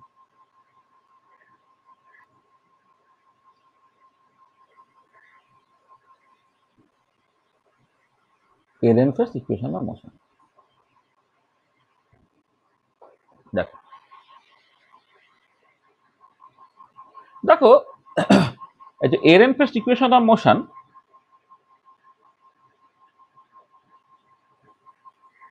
সেটার জন্য আমি একটুখানি অনেক আগে থেকে স্টার্ট করি। ধরো আমি বললাম যে let psi is a normalized wave function. Psi is a normalized wave function, এটা। তাহলে average value of a in the quantum state psi can be written as, এর অ্যাভারেজটা কি লিখবে তুমি? সাই এ সাই এরকম ভাবে লিখবে। আমি ডিনোমিনেটরটা লিখছি না, ডিনোমিনেটর লিখলে ব্যাপারটা ক্লামজি হয়ে যাবে। আর যে কোনো একটা ফাংশনকে কোয়ান্টাম মেকানিক্যাল অ্যাকসেপ্টেবল ফাংশনকে সবসময় নর্মালাইজ করে নেওয়া যায়।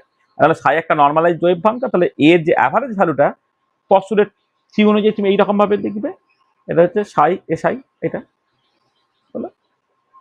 আচ্ছা, এবারে দেখো তুমি এটাকে টাইমের রেসপেক্টে ডেরিভেটিভ করো, ডিফারেন্সিয়েটিং বোথ সাইড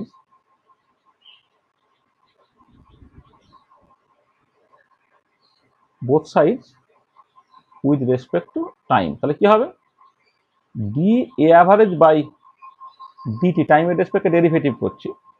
আর এখানে তিনটে টার্ম আছে যেহেতু, তাহলে তিনবার ডেরিভেটিভ হতে হবে। এটা del Sai by del T A psi plus psi del A by del A operator by del T psi plus psi A operator del psi del T. ওই যে তিনটা ফাংশনের গুণ থাকলে, মানে দুটো ফাংশনের গুণ থাকলে, যেমন প্রথমটা ডেরিভেটিভ সেকেন্ডটা কনস্ট্যান্ট, আবার প্রথম প্লাস প্রথমটা কনস্ট্যান্ট পরেরটা ডেরিভেটিভ, তখন তিনটে হলে ঠিক একই রকমের। তাহলে এটা প্রথমটা ডেরিভেটিভ বাকিটা কনস্ট্যান্ট, তারপরে মাঝেরটা ডেরিভেটিভ বাকিটা কনস্ট্যান্ট, তারপর থার্ডটা ডেরিভেটিভ বাকিটা কনস্ট্যান্ট, এইটা। আচ্ছা, এবারে দেখো তোমার মানে from time dependent Schrodinger equation খেয়াল করো, যেহেতু H psi equal to I H cross del psi del T, H psi equal to I H cross del psi del psi del T কত? H psi by I H cross. Del psi del টির জায়গা তুমি বসিয়ে দাও H psi by I H কস, এখানে এ আছে সাই আছে, plus এটা যেমন আছে রেখে দিলাম, del A by del T psi হলো। এটা কত হয়ে যাচ্ছে? Psi A operator H psi by I H cross, এটা। আচ্ছা, এবারে দেখো তোমার এই যে এটা হচ্ছে কেট পার্ট, তাহলে কেট পার্ট থেকে যে আসে সেটা কমপ্লেক্স কনজুগেট হয়ে আসে, তাহলে এটা বেরোবে কি করে? -1/IH cos হিসেবে বেরোবে, কারণ IH cos এটা কেট, সরি, ব্রা পার্ট থেকে যখন বেরোবে সে কমপ্লেক্স কনজুগেট হয়ে বেরোবে, আর কেট পার্ট থেকে যখন বেরোবে সে অ্যাজ ইট ইজ বেরোবে। তাহলে ব্রা পার্ট থেকে যখন বেরোচ্ছে IH cos আর কমপ্লেক্স কনজুগেট -1/IH cos, সেটা বেরোলো। এখানে রইল কত? এইচ সাই, এদিকে এসআই আছে। আচ্ছা, এবার এইটাকে লিখে নিচ্ছি, এটা হচ্ছে 1/IH cos Sai A H সাই আছে, আর এইখানে যেটা আছে সেটাকে তুমি লিখতে পারো ডেল এ বাই ডেল টি তার অ্যাভারেজ। হ্যাঁ, মানে অ্যাভারেজের ডেফিনেশন হচ্ছে, দেখো যে যার অ্যাভারেজ ক্যালকুলেট করবো, দুদিকে দুটো সাই মাঝখানে অপারেটরটা, তাহলে এখানে দুদিকে দুটো সাই মাঝখানে অপারেটর, মানে ডেল এ বাই ডেল টি তার অ্যাভারেজ হবে, এটা। আচ্ছা, এবারে দেখো প্রথমটা এইটাকে আমি আগে লিখে দিলাম 1/IH cos সাই এইচ সাই। এই যে পরের লাইনটা তুমি দিলে কি না দিলে তাতে কিচ্ছু এসে গেল না কিন্তু, এইটা। আচ্ছা, -1/IH cos। আচ্ছা, এবার আমি কি করছি দেখো, সাইতে যেমন আছে আছে, এই এইচটা এদিকে নিয়ে চলে গেলাম। মানে বেসিক্যালি কি, এটা তো ব্রা পার্টের মধ্যে ছিল, সেখান থেকে কেট পার্টের মধ্যে নিয়ে চলে গেলাম। যখন নিয়ে চলে গেলাম তখন কিছু কিন্তু আমি পাল্টাইনি, জাস্ট আমার ইচ্ছা হয়েছে নিয়ে চলে গেছি। মানে এই যে সেকেন্ড টার্মটাতে এইটাকে তুমি জাস্ট এখানে নিয়ে চলে গেছো, মানে ব্রা পার্ট থেকে কেট পার্টের মধ্যে নিয়ে চলে গেছো। ব্রা পার্টের থেকে কেট পার্ট বা কেট পার্টের থেকে ব্রা পার্টে তুমি নিয়ে গেলে অর্থাৎ কিছু পাল্টাবে না, কখন? যখন সেটা হারমিশন অপারেটর হবে। তাই এটা কেন পারলে না, অ্যাজ এইচ ইজ হারমিশিয়ান, যেহেতু অপারেটর হারমিশন অপারেটর, সেই জন্য এখান থেকে তুমি এখানে নিয়ে চলে গেলে তোমাকে কিছু পাল্টাতে হলো না। তাই এবার কি হলো, এটা দেখো 1/IH cos সাই, এই দুটোকে একসাথে করলে কি হবে? H minus H A psi হলো, plus del A by del T হলো, এটা। এটা কত দাঁড়াচ্ছে তাহলে? 1/IH cos সাই এটা কত, এটা হচ্ছে এইচ কমিউটেটর সাই প্লাস হচ্ছে ডেল এ বাই ডেল টি তার অ্যাভারেজটা, এই যে এইচ মাইনাস এইচ এ মানে এইচ কমিউটেটর এটা। তাহলে এবারে দেখো যে মাঝখানে একটা অপারেটর আর দুপাশে দুটো ফাংশন হলে সেটা অ্যাভারেজ ভ্যালু হয়, তাহলে এটা হচ্ছে অ্যাভারেজ আমি লিখতে পারি। তার মানে কি দাঁড়াচ্ছে, এটা দাঁড়ালো দেখো D A average by DT, সেটা হয়ে গেল এ এইচ কমিউটেটর তার average value divided by twice I, twice I না I H cross, sorry, divided by I H cross, divided by I H cross plus del A operator by del টি তার average value. তাহলে এরকম একটা equation তুমি পেলে। তো এই ইকুয়েশনটাকে বলা হচ্ছে তোমার Hamiltonian equation of motion. This is the sorry Hamilton, this is the Heisenberg equation of motion. এটা হাইসেনবার্গ ইকুয়েশন অফ মোশন। এখনো এরেনফেস ইকুয়েশন অফ মোশন আমি পৌঁছানি। This is the Heisenberg equation of motion. আচ্ছা, এবারে যদি এমন হতো যদি if operator A, if A does not depend on time explicitly, দেখো যে কোয়ান্টাম মেকানিক্যাল অপারেটরগুলো নিয়ে আমি মূলত আলোচনা করেছি, position operator, momentum operator, angular momentum operator, হ্যামিল্টনীয় অপারেটর, কোথাও কিন্তু অপারেটরটা টাইমের উপর ডিপেন্ড করেনি, মানে অপারেটর এক্সপ্রেশনের টাইম কোথাও ছিল না। সেটাই বলছি যে এ does not depends on time explicitly. তাহলে এই যদি টাইমের উপর এক্সপ্লিসিটলি ডিপেন্ড না করে, তাহলে এই যে পার্টটা del A by del T, এই পার্টটা জিরো হয়ে যাবে। এই পার্টটা তোমার জিরো হয়ে যাবে, তখন কি হবে, দেন যেটা দাঁড়াবে D A average by DT, সেটা হয়ে যাবে just simply A H commutator তার average value divided by I H cross. এই জায়গায় এসে তোমার পৌঁছালো।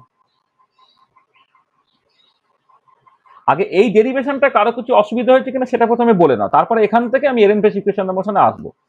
যতখানি করেছি এই পর্যন্ত কোনো অসুবিধা আছে কিনা বলো। ঠিক আছে, সেই জায়গাটা একটু শক্ত লাগছে। শক্ত লাগছে, বলো স্টেপ বাই স্টেপ দেখো। মানে শক্ত তো কিছু নেই, মানে তো জাস্ট একটা মানে অর্ডিনারি অ্যালজেব্রা করছি, দেখো। আচ্ছা, প্রথম তুমি লাইন বাই লাইন দেখো, এই ফার্স্ট লাইনটা তোমার কাছে পরিষ্কার?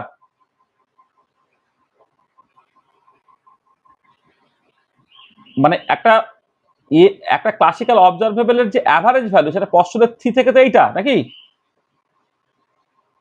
হ্যাঁ স্যার। মানে এমনি সাই এসআই বাই সাই সাই হতো, এমনি পশ্চাতের থ্রিতে কি বলে, এইটা হচ্ছে তোমার সাই এসআই বাই সাই সাই, এইটা হচ্ছে তোমার পশ্চাতের ফোরে, সরি পশ্চাতের ফোরে অ্যাভারেজ ভ্যালু এক্সপ্রেশন তো এইটা। মানে এটাকে তোমরা হয়তো অন্যভাবে পড়েছো, ইন্টিগ্রাল আবার all space psi star A operator সাই দিটাও, বা ইন্টিগ্রাল আবার অল স্পেস সাইটের সাই দিটাও, এটাই ব্র্যাকেট নোটেশনে নিয়ে গেলে কি হবে, সাই এসআই বাই সাই সাই, এইটা। ঠিক আছে, হলো কিরে, এইটা কি বুঝতে পারছিস? মানে কোন লাইনটা বুঝতে পারছিস না, আগে ঠিক কর। এই লাইনটা যেটা এর অ্যাভারেজটা এইভাবে লেখা আছে, সেটা জানিস তো? হ্যাঁ স্যার। আচ্ছা, এবারে যদি ফাংশনটা নর্মালাইজড হয়, তাহলে সাই সাইটা কত হবে, 1 হয়ে যাবে তো। হুম, নর্মালাইজ ফাংশনের মানেই তো এই।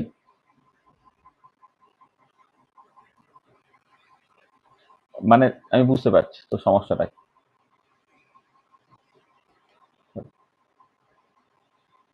দেখ, এই যে এর average value integral over all space psi star A operator psi ডিটাও by integral over all space psi star psi ডিটাও, এটা জানিস? হ্যাঁ স্যার। এবারে ব্র্যাকেট নোটেশনে এই উপরটাকে তো লিখতে হয় এইরকম ভাবে, সেটা শেখালাম তো। ব্র্যাকেট নোটেশনে এই integral over all space psi star A psi ডিটাওকে কেমন করে লেখে, এইভাবে লেখে না? হ্যাঁ স্যার। তাহলে এইটা কি হলো, তাহলে এইটাকে এইরকম ভাবে লেখে, integral over all space psi star সাই ডিটা, সেটাকে এইরকম ভাবে লেখে। সেটাই তো আমি এখানে লিখেছি, ঠিক আছে? হ্যাঁ স্যার। আচ্ছা, এবার নর্মালাইজ হলে কি হয়, একটা ফাংশন ইন্টিগ্রাল আবার অল স্পেস সাইজ তার সাইজ ডিটা ওটা 1 হয়ে যায়। একটা ফাংশন যদি নর্মালাইজ হয়ে যায় তাহলে এই ইন্টিগ্রাল আবার অল স্পেস সাইজ তার সাইজ ডিটা ওটা 1 হয়ে যায়। তাহলে এটা যদি 1 হয়ে যায় তাহলে ডিনোমিনেটরে কিছু রইলো না, তাহলে এই যে ইন্টিগ্রাল আবার অল স্পেস সাইজ তার সাইজ ডিটা মানেই তো সাই সাই, সেটা 1 হয়ে গেল। 1 হয়ে গেল তাহলে শুধু উপরটা পড়ে রইল, ঠিক আছে? আজ এবার পরের লাইনে ডেরিভেটিভ করেছি, লাইনটা বুঝতে পেরেছি? যখন ডেরিভেটিভ যদি হয় তাহলে এখানে তিনটে পার্ট আছে, সাই এ আর সাই, তাহলে জাস্ট ডেরিভেটিভ করলে তো যে তিনটে টার্ম হবে সেটা জানিস তো? এটা এই যে, হ্যাঁ স্যার, কি মানে কি মানে হেজিটেট হচ্ছে নাকি, মানে এটা কি মানে হয় না নাকি, মানে তাই তো? আর এবারে এই টাইম ডিপেন্ডেন্ট শোরিঞ্জার ইকুয়েশনে দেখো H psi equal to I H cross del psi del T, তাহলে ডেল সাই ডেল টি এটা কত, H psi by I H cross. তাহলে আমি যেখানে যেখানে ডেল সাই ডেল টি ছিল, একটা ডেল সাই ডেল টি ছিল আর এখানে ডেল সাই ডেল টি ছিল, H psi by I H কস আমি বসিয়ে দিলাম, ঠিক আছে? ঠিক আছে? হ্যাঁ স্যার। আচ্ছা, এবারে দেখো এই যে তোমার এই যে এই যেহেতু তোমার মানে তুমি দেখো একটা এই ধরো এটা সাই ওয়ান স্টার সাই টু ডিটা, এটাকে তো লোকে সাই ওয়ান সাই টু লেখে, তাই তো? তার মানে কি, যেটা তোমার এই ব্রা পার্টের মধ্যে থাকে সেটা কমপ্লেক্স কনজুগেট হয়ে থাকে, আর যেটা কেট পার্টের মধ্যে থাকে সেটা তোমার এমনি থাকে। তাহলে এখানে যখন তুমি লিখছো এই যে H psi by I H, এটা তোমার ব্রা পার্টের মধ্যে আছে, ব্রা পার্টের মধ্যে যেটা থাকে সেটা অ্যাকচুয়ালি জিনিসটা কমপ্লেক্স কনজুগেট। কমপ্লেক্স কনজুগেট হলে এখানে যে নাম্বার গুলো থাকবে সেটা কমপ্লেক্স কনজুগেট হয়ে বেরিয়ে আসবে, আই এইচ কসটা বেরিয়ে এলো মাইনাস আই এইচ কস হিসেবে। আর এদিকে কিন্তু আই এইচ কসটা কেট পার্টের মধ্যে আছে বলে সেটা অ্যাজ ইট ইজ যেমন আছে তেমন ভাবে বেরিয়ে এলো, ঠিক আছে? এই স্টেপটা পরিষ্কার? হ্যাঁ স্যার। আচ্ছা, স্টেপটা পরিষ্কার। আর এই যে পার্টটা, যে দেখো এ একটা অপারেটর, দুপাশে দুটো সাইড দিয়ে তুমি যদি অ্যাঙ্গেলটা করো তাহলে এর অ্যাভারেজ হয়। তাহলে এখানে কি হচ্ছে, del A by del T, del A operator by del T, দুদিকে দুটো সাই আছে মানে কি, এটা ডেল এ বাই ডেল টি তার অ্যাভারেজ ভ্যালু, আর কিছু লিখিনি, ঠিক আছে? হলো? হয়েছে? হ্যাঁ স্যার। আচ্ছা, এবারে পরের লাইনে দেখো এইটা যেমন আছে রেখে দিয়েছি, এই যে টার্মটা, এই টার্মটাকে আমি আগে রেখেছি, এইখানে লিখেছি, ঠিক আছে?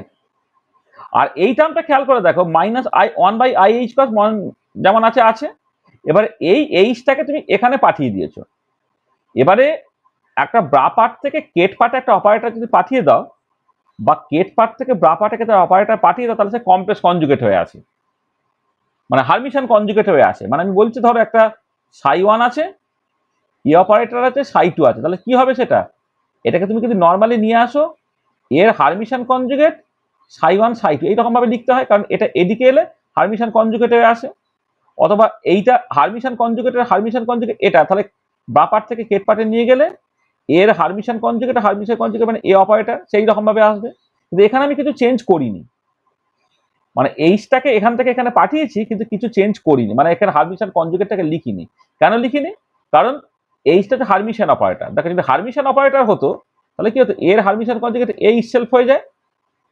তার মানে কি, এই যে কেট পার্ট থেকে ব্রা পার্টে নিয়ে চলে গেলাম, বা ব্রা পার্ট থেকে কেট পার্টের মধ্যে নিয়ে চলে গেলাম, কিছু চেঞ্জ করলাম না।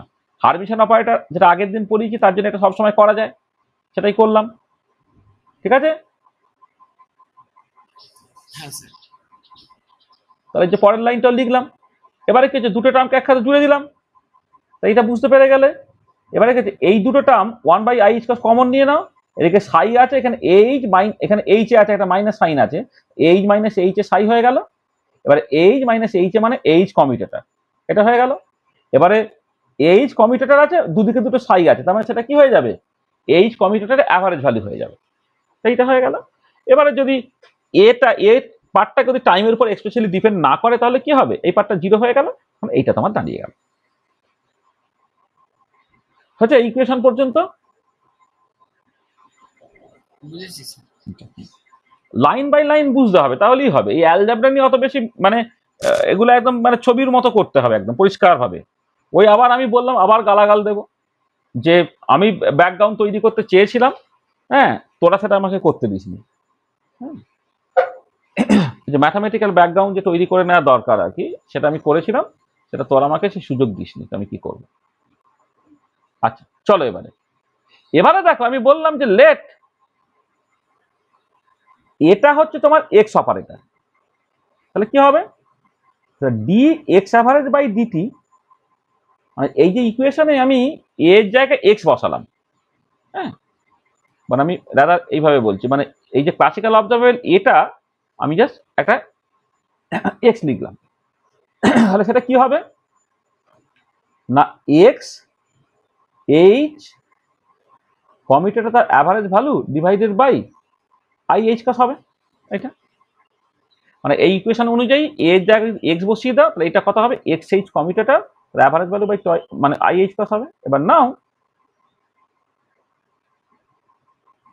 এক্স এইচ কমিউটেটরটা কি হয় দেখো, এক্স এইচটা কত না P X square by twice M plus potential এনার্জিটা, মানে হ্যামিল্টনিয়ানের মধ্যে কি থাকে, P X square by twice M plus potential এনার্জিটা, এটা হয়ে যাচ্ছে কত, 1 by twice M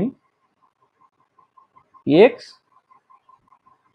P X square average plus x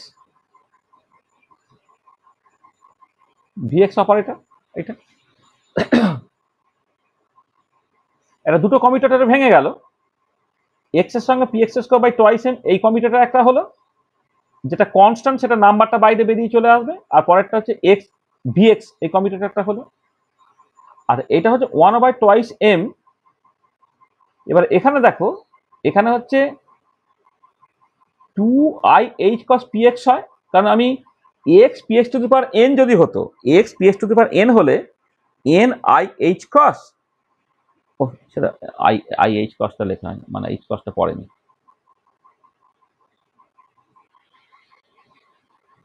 মানে 2i h cos into px, মানে দেখো x px two the power n এই কমিউটেটরটা আমি ক্যালকুলেট করেছিলাম, সেটা কত হয়, n i h cos px two the power n minus 1 হয়। এবার এখানে n এর জায়গায় 2 আছে, তাহলে এটা কত হবে, 2i h cos px two the power 2 minus 1, মানে জাস্ট px ইটসেলফ হলো।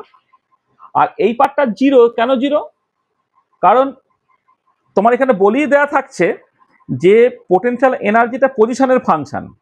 এবার তুমি জানো কোন একটা অপারেটর তার আরবিট্রারি পাওয়ারের সঙ্গে সবসময় কমিউট করে, মানে A to the power n commutator সবসময় জিরো হয়, তাহলে এটাও এক্স, এটাও হচ্ছে এক্স এর ফাংশন, এটা এক্স হোক এক্স স্কোয়ার হোক এক্স হোক যাই হোক, এই কমিউটেটর সবসময় তোমার জিরো হয়ে যাবে। এটা দাঁড়ালো কত, দেখো 2 তোমার কেটে চলে যাচ্ছে, পরে থাকতে হচ্ছে I H cross P X by M, 2 কেটে গেল, I H cross P X by M, এইটা এবার তুমি এখানে বসিয়ে দাও, তাহলে then D X average by D T কি হবে, এক্স এইচ কমিউটেটর তার average value by twice I H cross, X H কমিউটেটরটা কত হলো, I H cross P X by M, এইটা তার অ্যাভারেজ ভ্যালু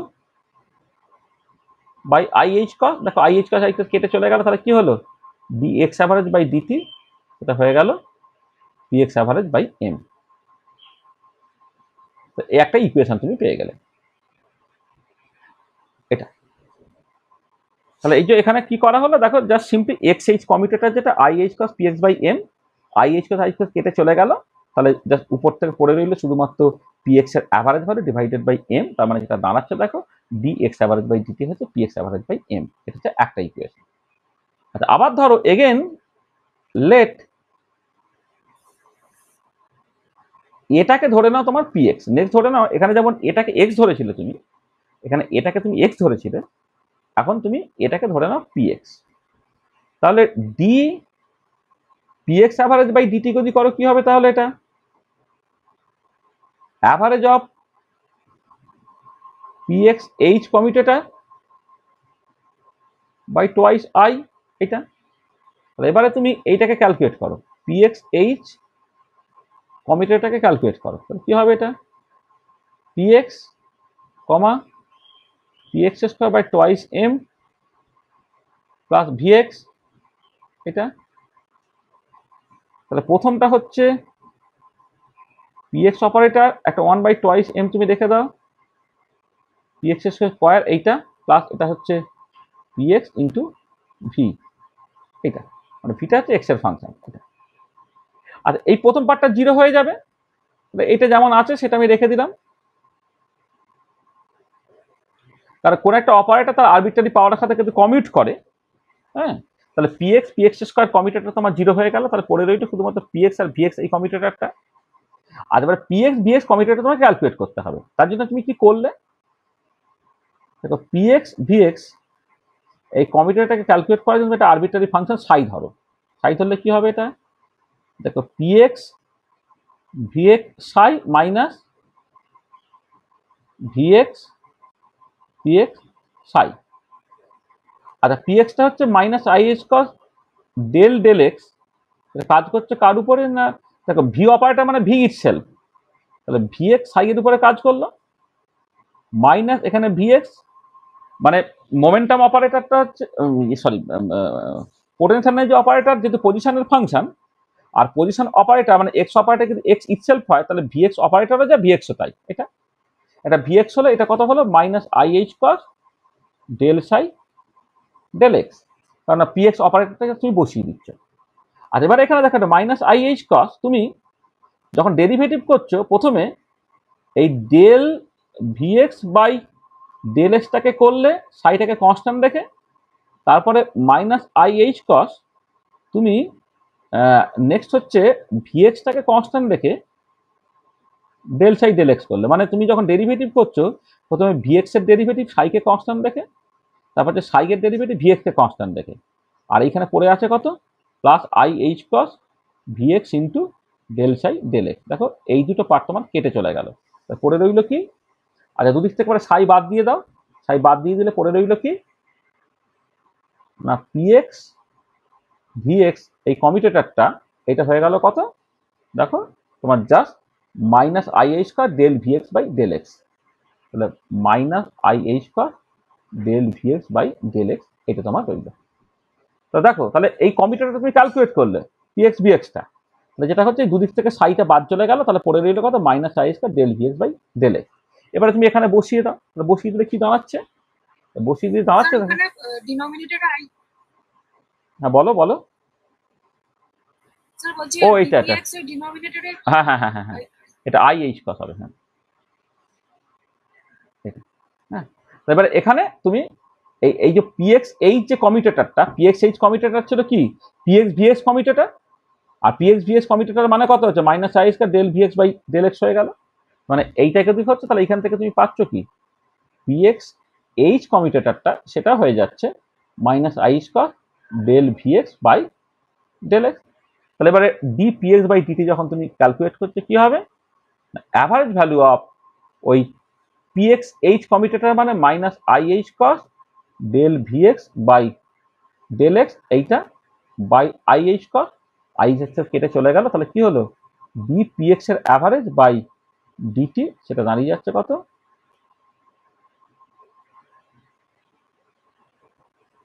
এটা দাঁড়িয়ে যাচ্ছে কত minus del VX by del x, এটা দাঁড়াচ্ছে। তাহলে এই যে দুটো ইকুয়েশন পেলে,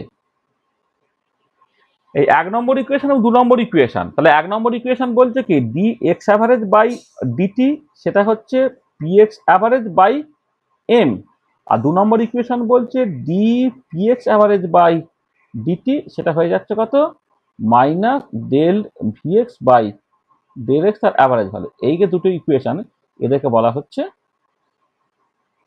এরেনফেস্ট ইকুয়েশনস অফ মোশন, এটা হচ্ছে এরেনফেস্ট ইকুয়েশন অফ মোশন। ঠিক আছে, তা দেখো তোমার টাইম ডিপেন্ডেন্ট শ্রোডিঞ্জার ইকুয়েশন, সেখান থেকে তুমি হাইসেনবার্গ ইকুয়েশন অফ মোশন নিয়ে চলে এলে। এবারে এক্স এবং পিএক্স যেহেতু এক্সপেশালি টাইমের উপর ডিপেন্ড করে না, ডেল এ বাই ডেল টি তার অ্যাভারেজ ভ্যালু, এটা তুমি জাস্ট বাদ দিয়ে দিলে, বাদ দেওয়ার পরে এই ইকুয়েশনটা তুমি পৌঁছালে, এবার এই ইকুয়েশনে কিছুই না, এর জায়গায় একবার এক্স বসাও, এর জায়গায় একবার পি এক্স বসাও, সেইখান থেকে যে দুটো ইকুয়েশন পেলে সেটা হচ্ছে তোমার এরেনফেস ইকুয়েশনটা বসাও। আর এটাকে তুমি কম্পেয়ার করো, কম্পেয়ার উইথ দ্য, বলো স্যার বলছি if A does not depend on time explicitly, তারপর ওই ডিএডিটি ওই এক্সপ্রেশনটা কি করে হচ্ছে বুঝতে পারছি না। এই তো এইটা যা বাদ দিয়ে দিলে, এই যে আগের ইকুয়েশন থেকে এই টার্মটা যা শূন্য হয়ে গেল তখন আর কিছু না। Okay sir. এই যে এটা যা শূন্য হয়ে গেছে, শুধু এই আগের ইকুয়েশন থেকে এই পদটা এই সেকেন্ড টার্মটা বাদ দিয়ে দিয়েছো, আর কিছু করবে। ঠিক আছে, আচ্ছা এবার এটাকে কম্পেয়ার করো with Newton's equation of motion. আচ্ছা নিউটনস ইকুয়েশন অফ মোশন কি হয় বলো তো? দেখো ডিএক্স ডিটি সেটা ভেলোসিটি, সেটা পিএক্স বাই এম হয়, আর ডিপিএক্স বাই ডিটি মানে rate of change of momentum, সেটা ফোর্স হয়, মানে ফোর্স আর কি, সেটা কত হয়? নেগেটিভ গ্রেডিয়েন্ট অফ পোটেনশিয়াল হয়। তো এই দুটো হচ্ছে Newton's equation of motion. D X D T হচ্ছে পিএক্স বাই এম, আর ফোর্স যেটা যেটা ডিপি ডিটি সেটা হয়ে যায় কত? Minus negative gradient of potential, এইটা। তাহলে এবারে দেখো, তাহলে এইটা হচ্ছে নিউটনস ইকুয়েশন অফ মোশন, এটা হচ্ছে এরেনফেস ইকুয়েশন অফ মোশন। দুটো ইকুয়েশনের মধ্যে তফাৎ কি হয়েছে? যেটা নিউটনস ইকুয়েশন অফ মোশনে এক্সপ্লিসিট পজিশন এবং মোমেন্টাম ছিল, এখন তার বদলে তার অ্যাভারেজ দিয়ে রিপ্লেসড হয়েছে। তার মানে এটা দাঁড়াচ্ছে যে Ehrenfest equation of motion, Ehrenfest equation of motion, equations of motion are the quantum mechanical analog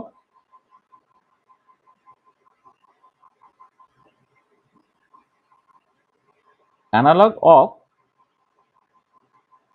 classical Newton's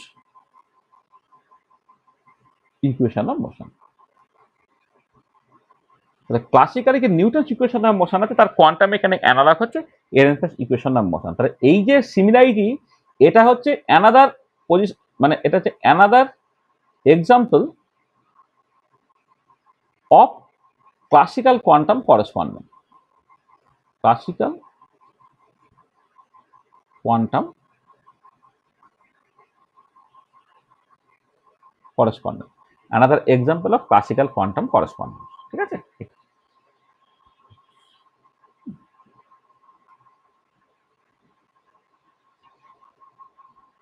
তাহলে another example of classical quantum correspondence. ঠিক আছে, ওখানে মাইনাসটা হলো কেন? হ্যাঁ কি স্যার ওই যে ওখানে নিউটনস ল অফ মোশনে ওই ডিপি বাই হ্যাঁ হ্যাঁ ডিপি বাই মাইনাস আছে, হ্যাঁ এটা মাইনাস আছে, মাইনাস আছে, হ্যাঁ এটা ইকুয়াল টুটা দেওয়া পড়ে, ইকুয়াল টুটা পড়েনি। ডিপিএক্স বাই ডিটি সেটা হচ্ছে minus dpx by d. Negative gradient of potential force দেয়, আবার ফোর্সটা হচ্ছে rate of change in momentum, এগুলো তুমি জানো।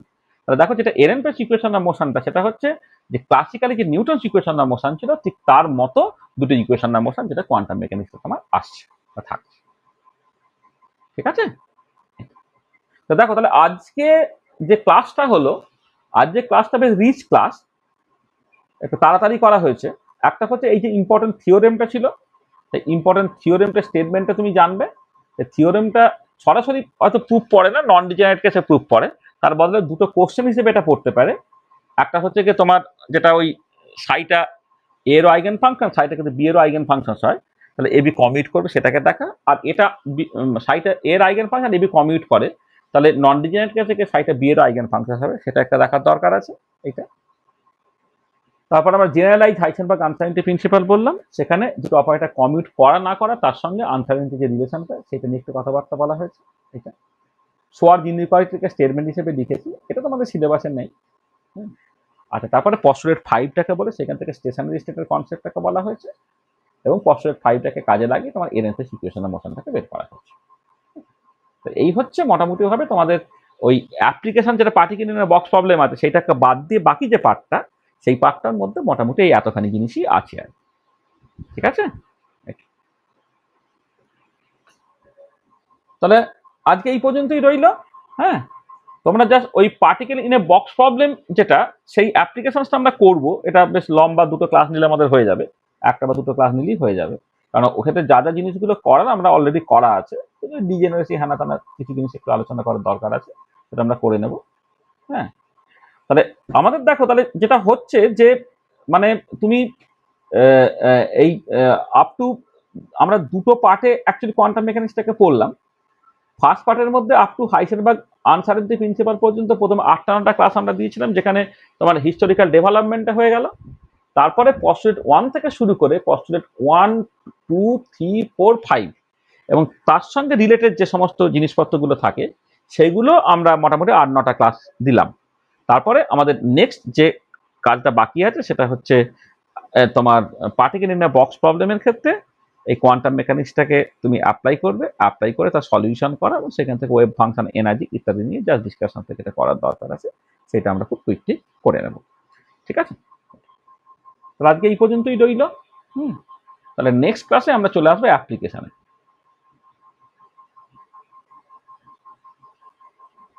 যেটা হচ্ছে অ্যাপ্লিকেশন অফ কোয়ান্টাম মেকানিক্স, সেটা আমাদের পার্টিকেল ইন বক্স প্রবলেমটা হচ্ছে এবছরের সিলেবাসে আছে, শুধু এইটুকু প্রবলেম আমাদের করতে হবে। খুব ইজি, এর ম্যাক্সিমামই আমাদের করা আছে, শুধু গুছিয়ে দিলেই হবে। এটা একদমই ইজি ব্যাপার এটা আর কি, সেটা আমরা করে দেবো। আজকে এই পর্যন্তই রইল। In the lecture 70। ঠিক আছে,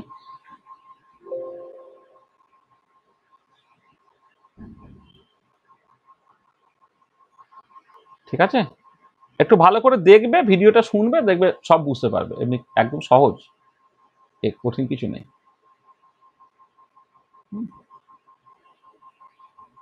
স্যার হ্যাঁ বলো। স্যার বলছিলাম যে আগের দিন তো আমার কলেজের জন্য একটু তাড়াতাড়ি বেরিয়ে গেছিলাম, তো স্যার যদি আগের ভিডিও দুটো একটু পাঠিয়ে দেন। আরে বাবা পাঠিয়ে দেবে, কবে পাঠায় না, একটু ওয়েট কর না, শুধু অত উতলা হয়ে যাস কেন, সবে কি